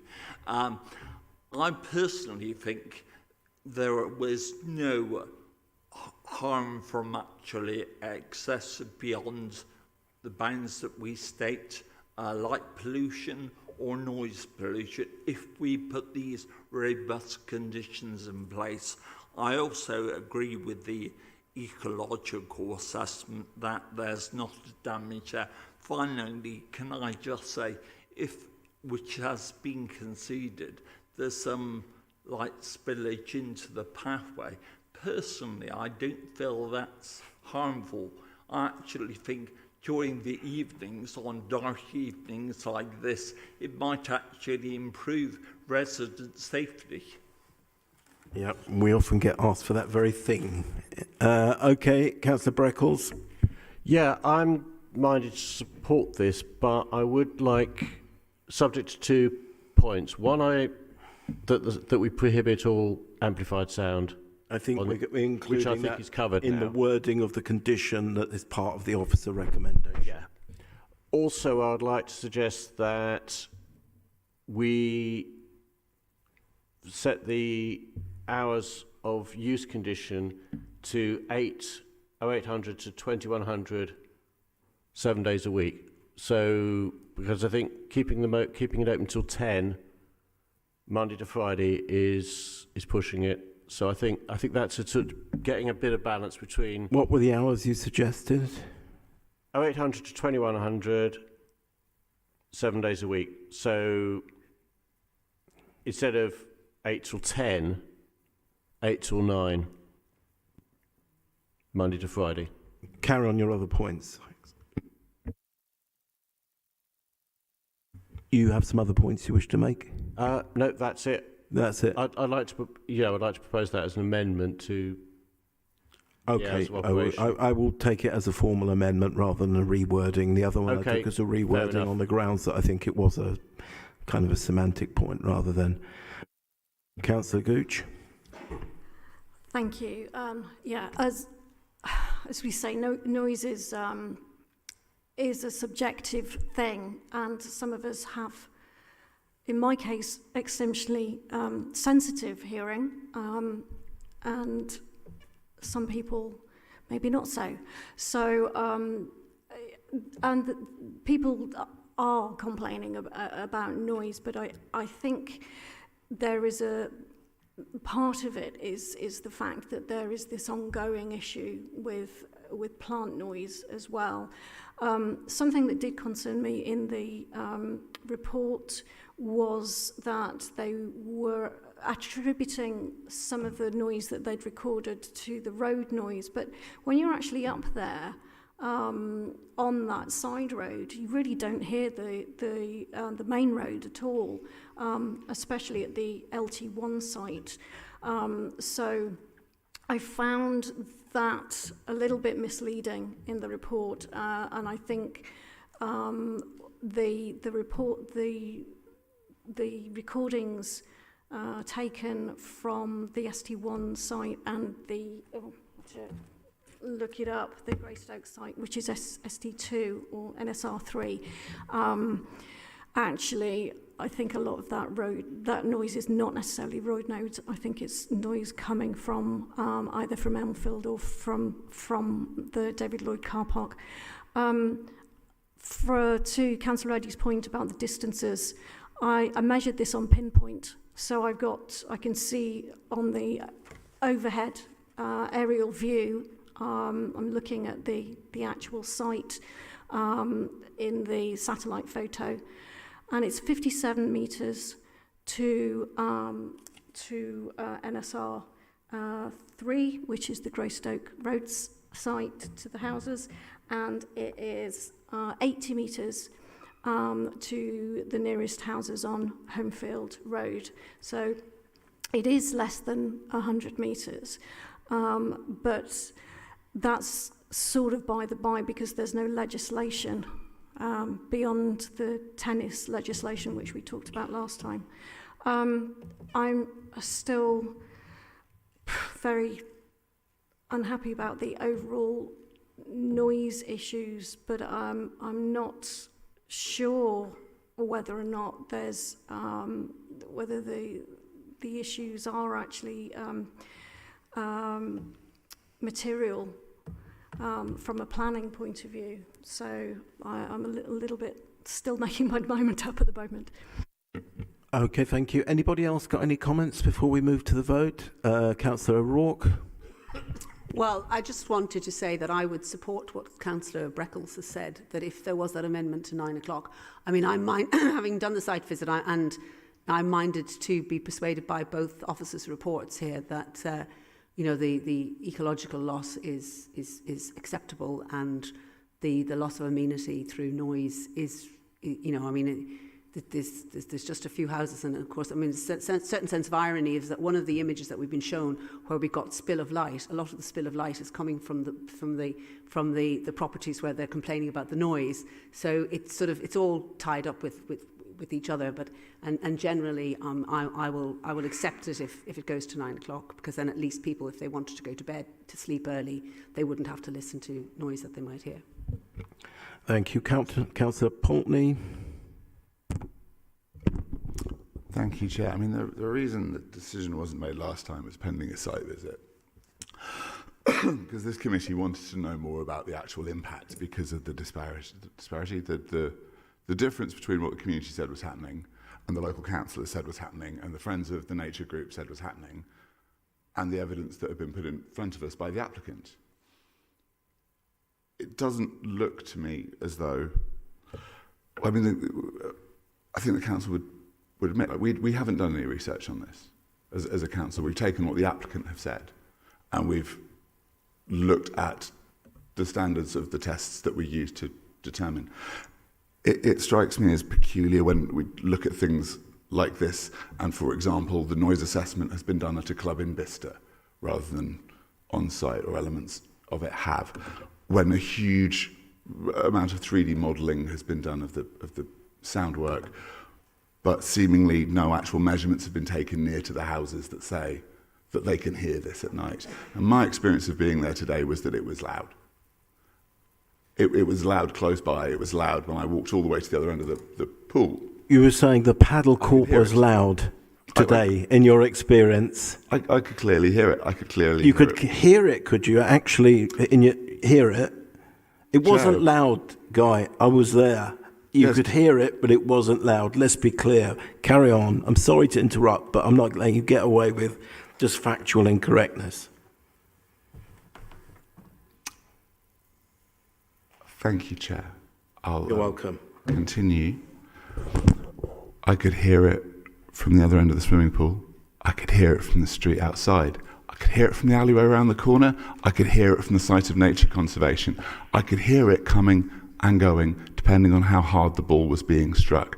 I did notice, I thought it was a great shame, that while we were standing immediately next to the courts outside, then yes, there was this period where, yes, absolutely, the volume lulled while people were clearly still playing, and it was basically inaudible, and it was one of those peculiar things, but a few seconds later, as everyone had moved on ever so slightly, suddenly the noise level seemed to go up.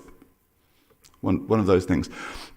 But I do also think it's worth reflecting, as someone who's lived in this city for a long time, that there are noises that are more audible at night than others.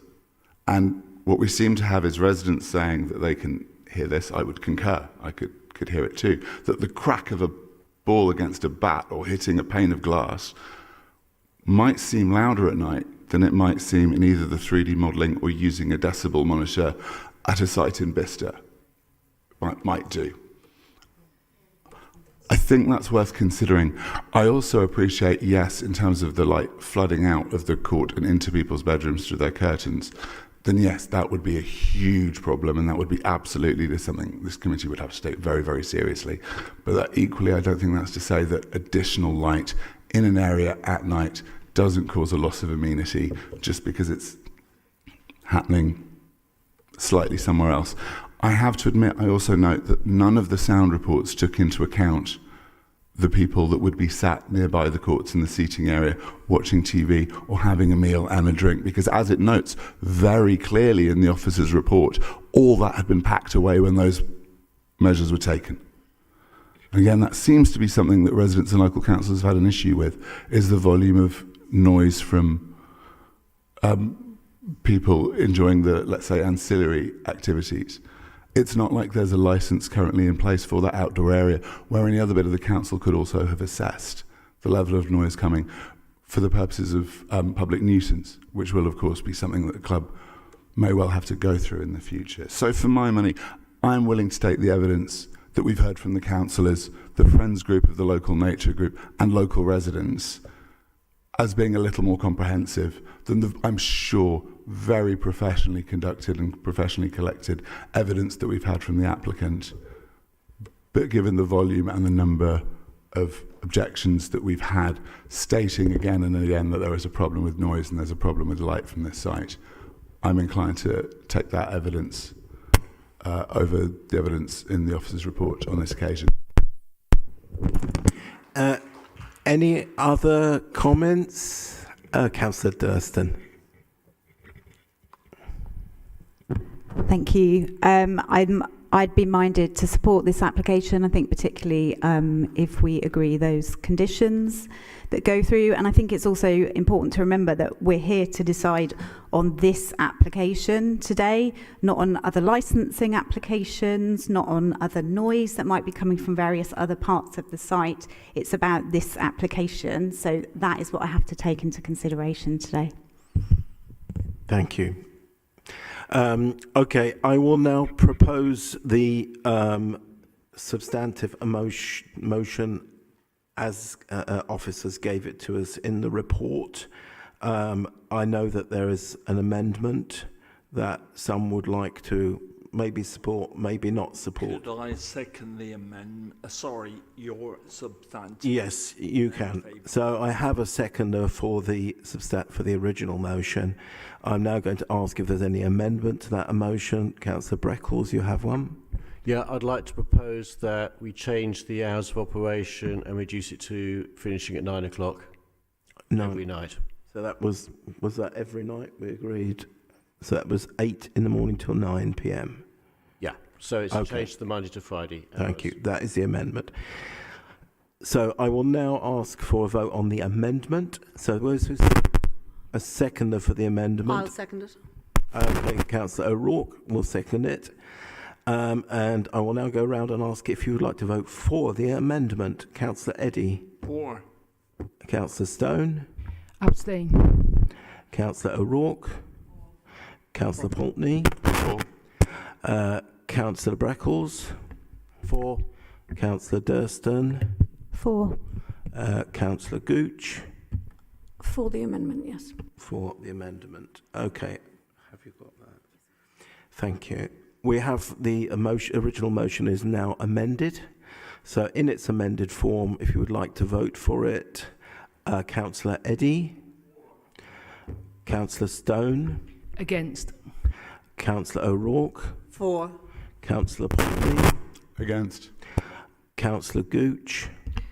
Against. Councillor Durston. For. Councillor Breckles. For. Myself, for.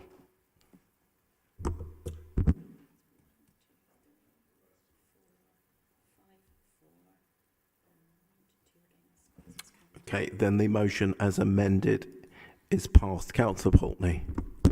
Apologies, Chair. I was taking it as read that the motion substantive, in other words, the motion as amended, was also likewise being proposed by yourself and Councillor Eddy for the benefit of the minutes. Is that correct? Correct. Yes, that's correct. Yes. Do you say it doesn't make any difference to the outcome, does it?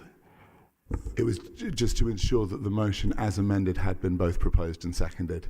Sorry, yes, you're correct. I did miss that out. The motion, it was proposed by myself and seconded by Councillor Eddy, and the vote was 5-3. Was it?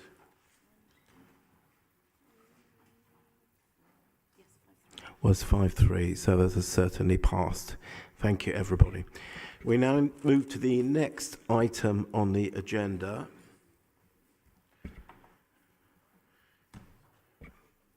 Do any members of the committee desperately need a break, or are we going to move quickly through this without a break? That hand signal, Councillor Eddy, what does that mean? Means go on. Right, okay, I shall take that as authoritative. So our next item is our next application is, I'm sorry, I struggle with this mod.gov app a little bit. It's Lawrence Hill 23/00854/ a illuminated landscape display, and I will just check now to see what we have in the way of public forum. Do we have Charlotte Gage here? And David Carslake and Barney Smith are down not to speak. Is that correct? Well, welcome. Well, you weren't expected, Mr. Smith, but it's all the more delightful to see you because of that. You have 1 minute. Thank you. Thank you. Councillors will see in page 21 of the supplementary documents my full statement, which I shan't repeat. I want to start by thanking the council officers who have done some splendid work in recent years, recommending the refusal of many digital billboards throughout the city, and dozens of the BT hubs, which are just like mini digital billboards. Our streets would be a mess if the council officers hadn't, time after time, produced some very vigorous arguments against the installation of these monsters. I was very disappointed, therefore, that they recommended approval for this digital billboard at Days Road. They seem to have disregarded the over 90 objections which were lodged against this application and taken little account of the policies which are now contained in the adopted local plan.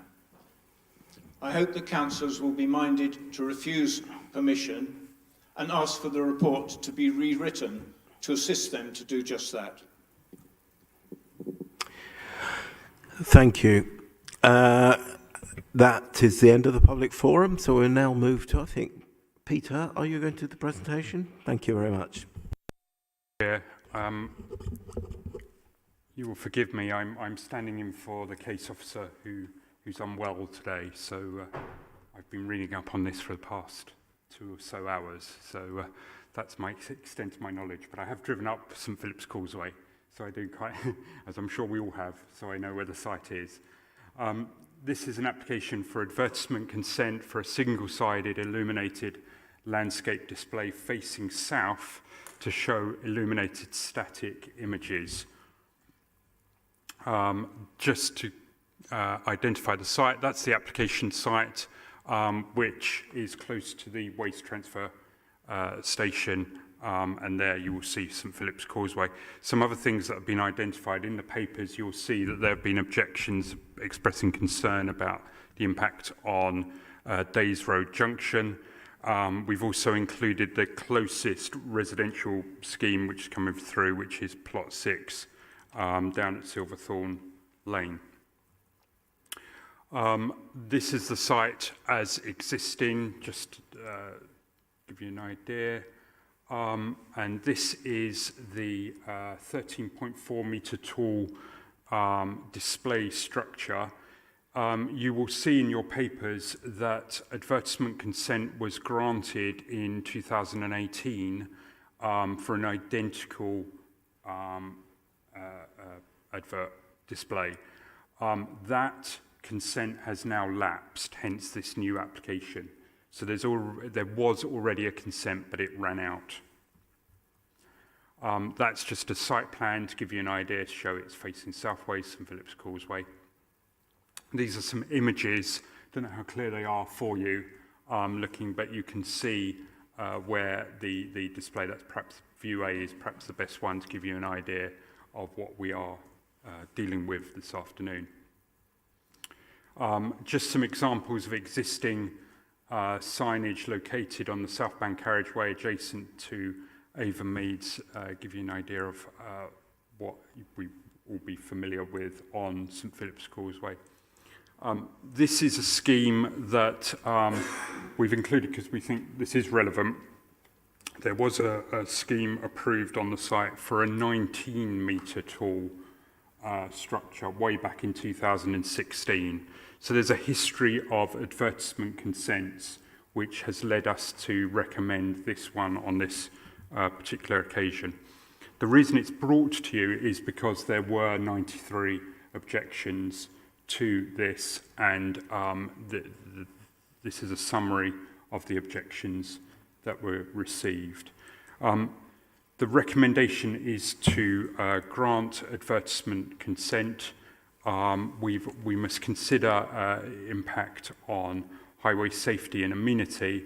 We don't have an objection from our transport colleagues on highway safety grounds, and in terms of amenity, we're mindful of the earlier consents, and we're mindful of the impact on St Philip's Causeway in particular, and therefore recommend that advertisement consent be granted subject to the conditions set out in your papers.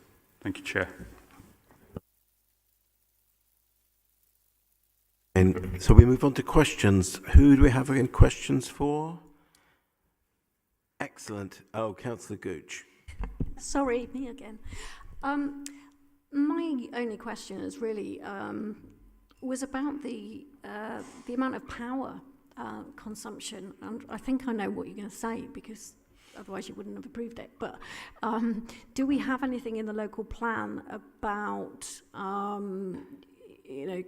obviously want things to be carbon neutral, or as low carbon as possible? Can we surely if those are our planning needs or what we want to do, we shouldn't be putting something up that can use 15 kilowatts of power. It says on average it would be 4.7, but it's a lot of power. So I don't know whether that's how much power that is at any one time, or whether that's, it doesn't say kilowatt hours. So I don't know what the average power consumption is, and I don't know if that is something that actually is something under our control.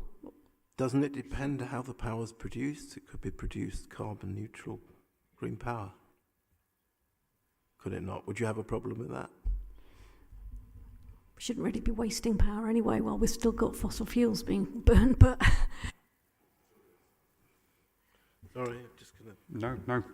I think there's a relevant thing is if we attempt to stop equipment of a certain power level, actually we cannot say that that's saving any carbon at all because we don't know where they're getting the electricity from. Chair, thank you. Unfortunately, the amount of power that's used isn't a consideration under the advert regulations. We're only allowed to consider highway safety and amenity.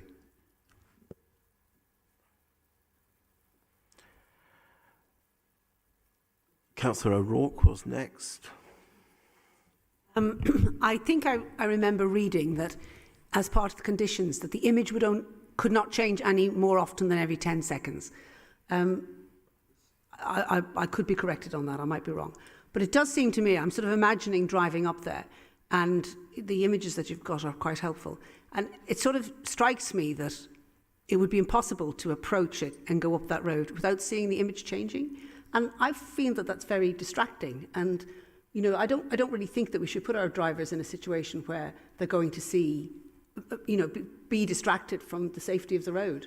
So I would not be minded to grant this on that ground alone. But I agree with a lot of what the objectors are saying about other matters too. Was that a question or a comment?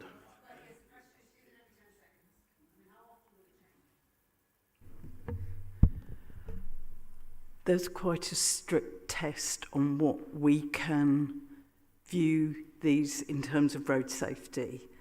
And JC Deco have provided those all over and so the precedent is there within that what they're putting up meets the national standard for it. So when we revise our road safety plans, which would impact on any of our own signage that we would use. So I'm trying to explain to you that we can't set a precedent for somebody that we're not in a position to adhere to ourselves at the moment. So we adhere to the current standards and they've adhered to the current standards. We have a recent history of turning down quite a lot of these in situations where they have not met the road safety standards, but this one... But to satisfy the chair, because I know we're in questions, and my question was I correct? Is my memory of what I've read correct, that it does change every 10 seconds? It can change every 10 seconds. I don't know how this particular one will be used to be able to do that, but... Yeah, there are two conditions that have been recommended, which are in the report. So there's one which is condition 8, which restricts the change in the image to a 10-second period. And then there's also a second condition as well, which is kind of related to that, which is condition 9, which relates to how the images, how they change. So the images should sort of fade / dissolve, so there isn't like a jarring change there. But these really are a standard conditions for this, for an advert of this type.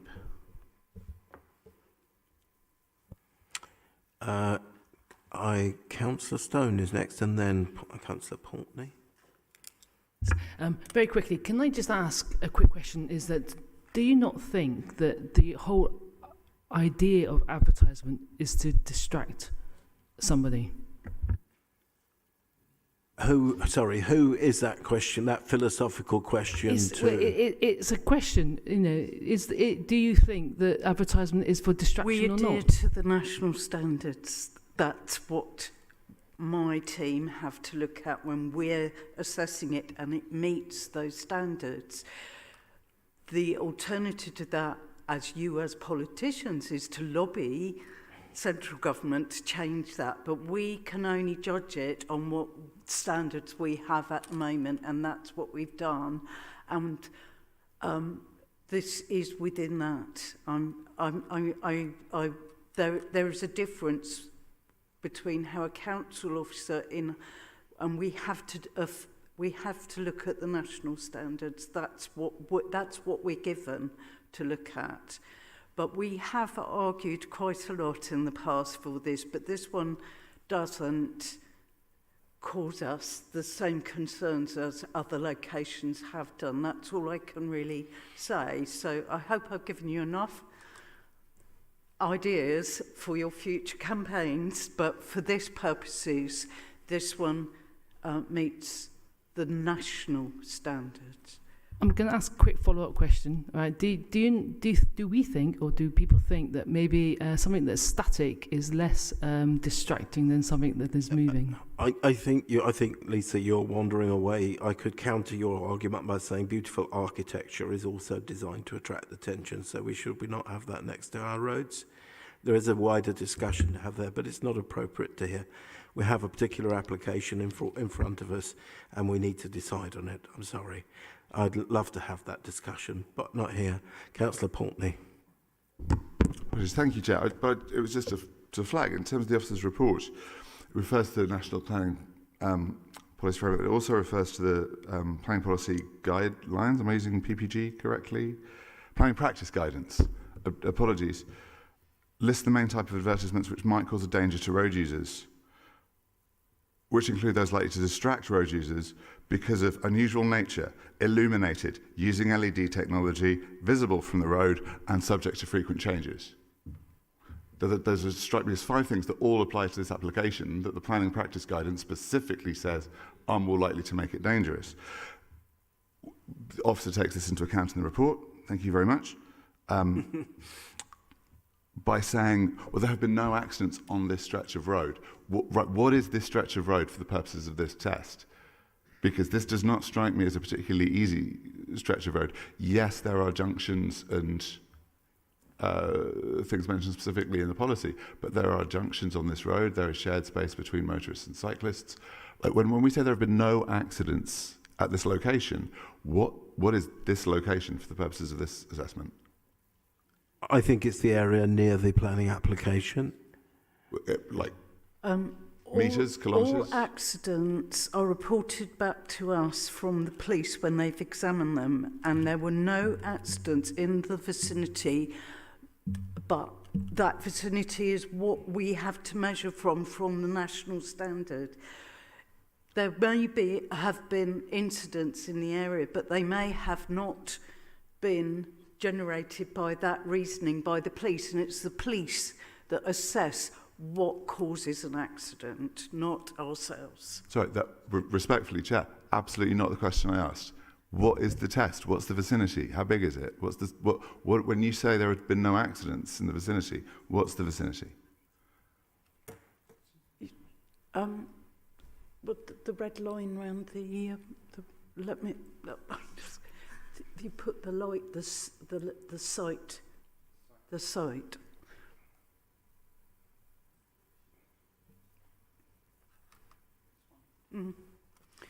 So it's clear on there where the stretch of road that would have been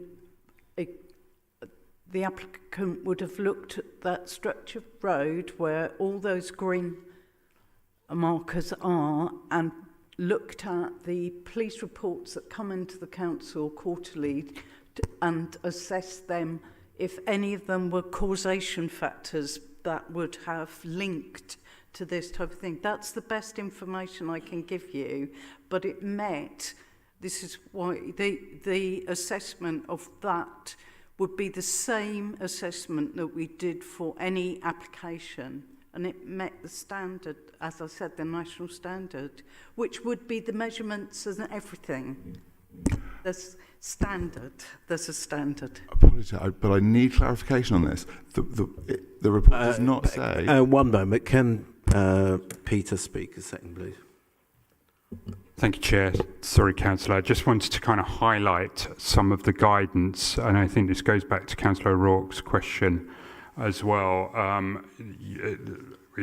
Absolutely, all advertisements are intended to attract attention. There's what national planning policy guidance tells us, and then that's how we assess highway safety. So I can read that out for you, but it's no.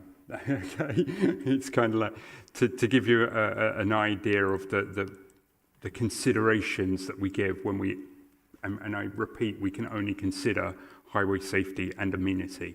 And there's the definitions that the national planning policy guidance give us on which to assess these things.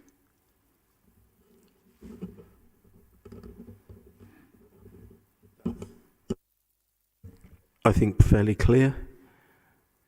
I would have thought so. Councillor Pulteney, if it's not, make it quick, please. No, apologies, Chair, but it's to say that the officer's report doesn't refer to the standards, it doesn't refer to the tests. In the bit that I'm reading, it says there have been no accidents. None that we feel are relevant, there are no points allocated to this location.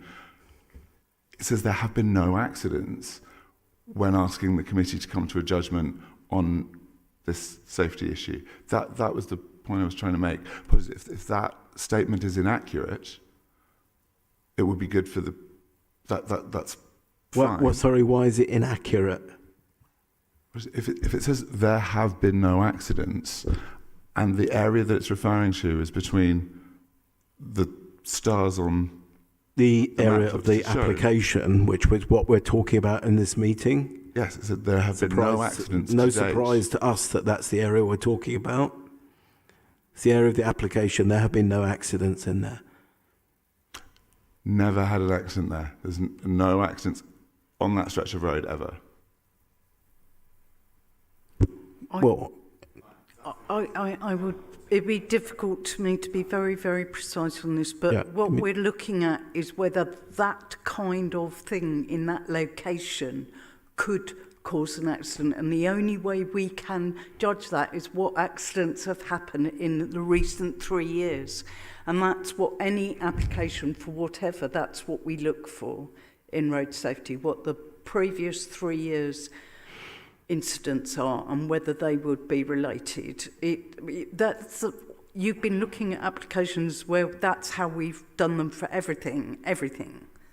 So you can't guess what an accident might be if something's going to go there. What we can only go on is what we've got as information and background and the national standards, as Peter has put forward. So I can't give you any more detail because on an application of this size, we wouldn't ask for any more detail than that. It would be disproportionate. There are lots of places in the city where there have been a number of accidents in the last 3 years. This one, there's been no accidents. That doesn't mean there's never, ever been a horse and cart which has flipped along that section or something like that. It just means that, relatively speaking, this isn't a particularly problematic area. Anybody else got any? Councillor O'Rourke and Councillor Gooch said, I think I should bring this to an end.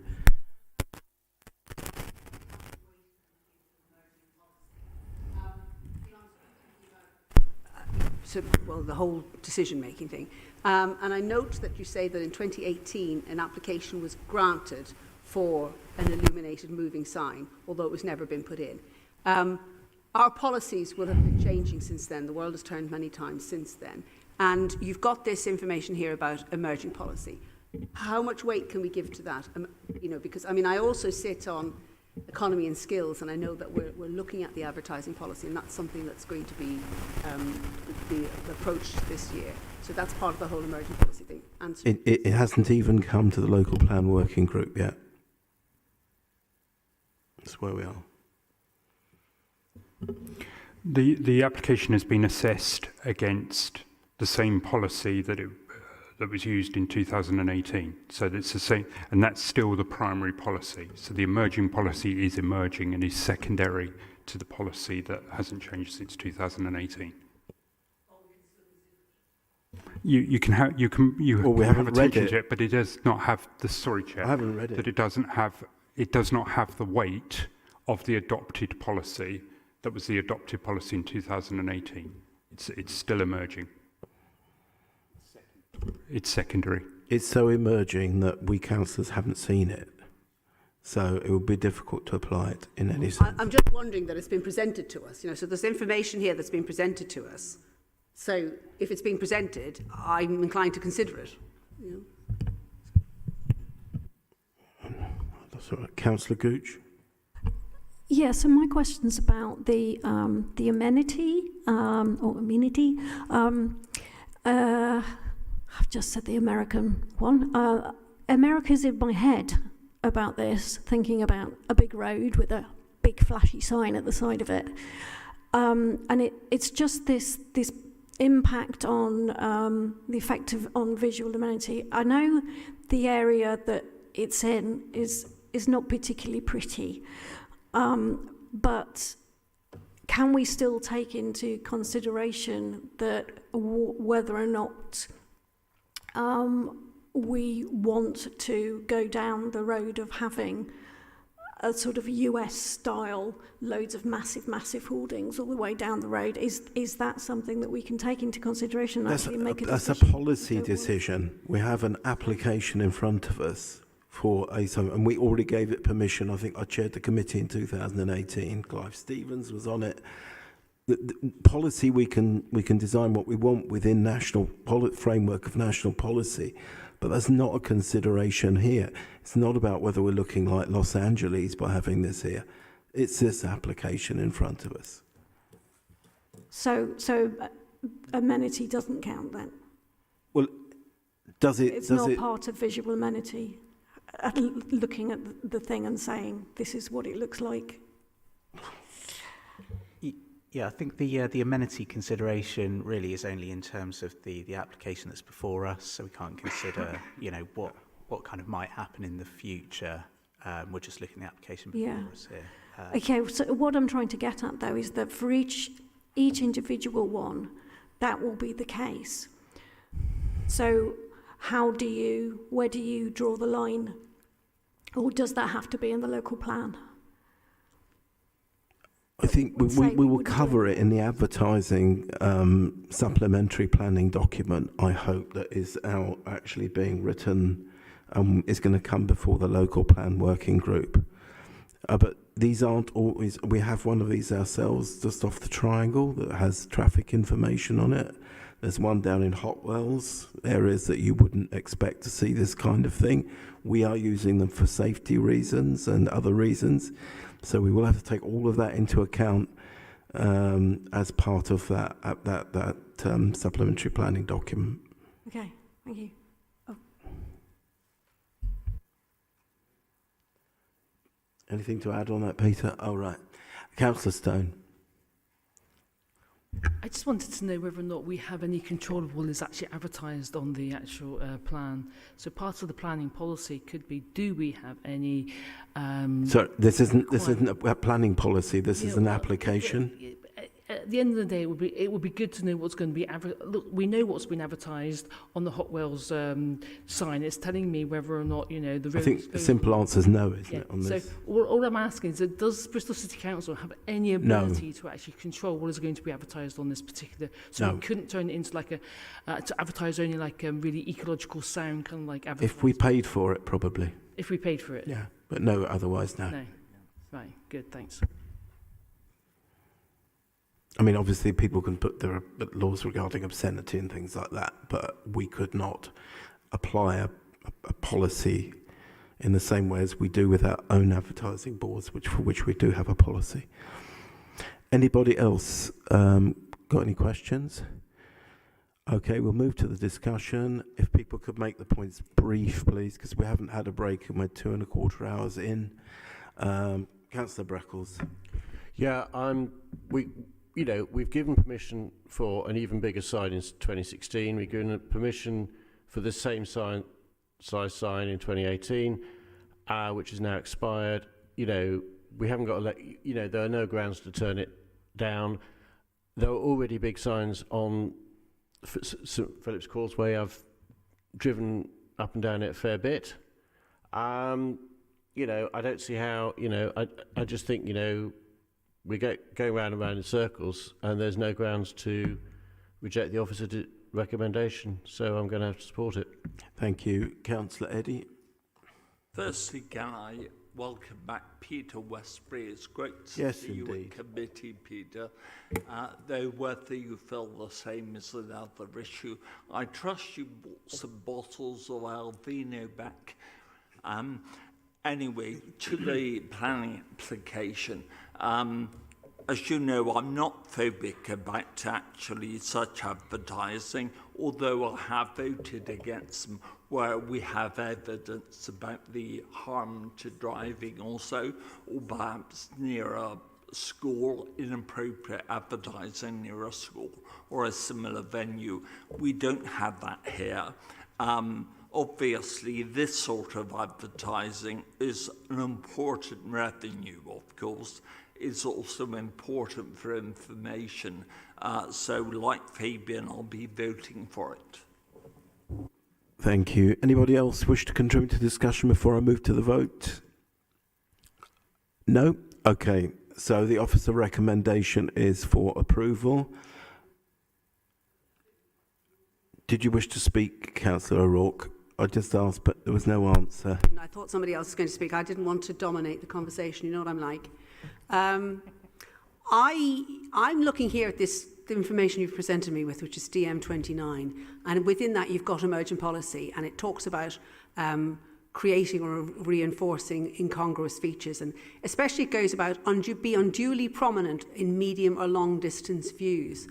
I just really feel that it's and there's no point in comparing information signs with maybe some very provocative perfume ad, which will come up just before Christmas, which could be very distracting.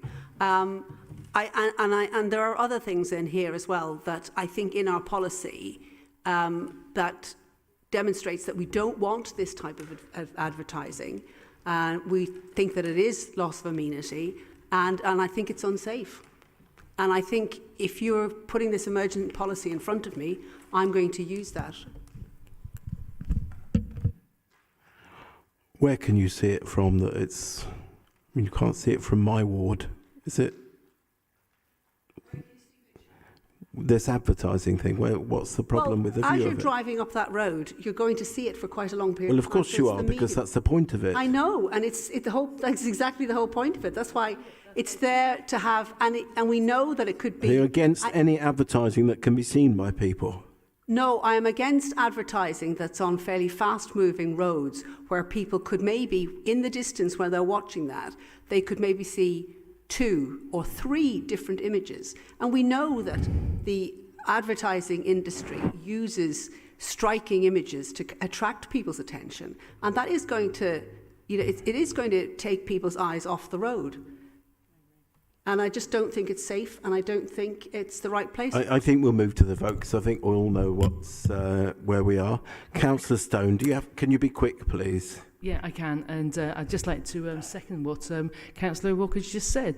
Look, at the end of the day, you know, we have safety issues here. First of all, we don't know what's going to be dangerous on the road, or whether there's going to be accidents on the road in the future when we've never had a moving image on that road. So you can't actually use previous recommendations, because there's a completely different sign that's going up. Also, if something is flipping from one advertisement to another, it is the sort of thing that people would say, what was that? What was that? What was that? I thought that was that, and it's gone, you know, so it would be distracting, therefore it would be unsafe, therefore I would not be approving this application. Thank you. Right, okay, I think, can we move to the vote, Councillor Pulteney? Please, can we move to the vote? Do you want to speak?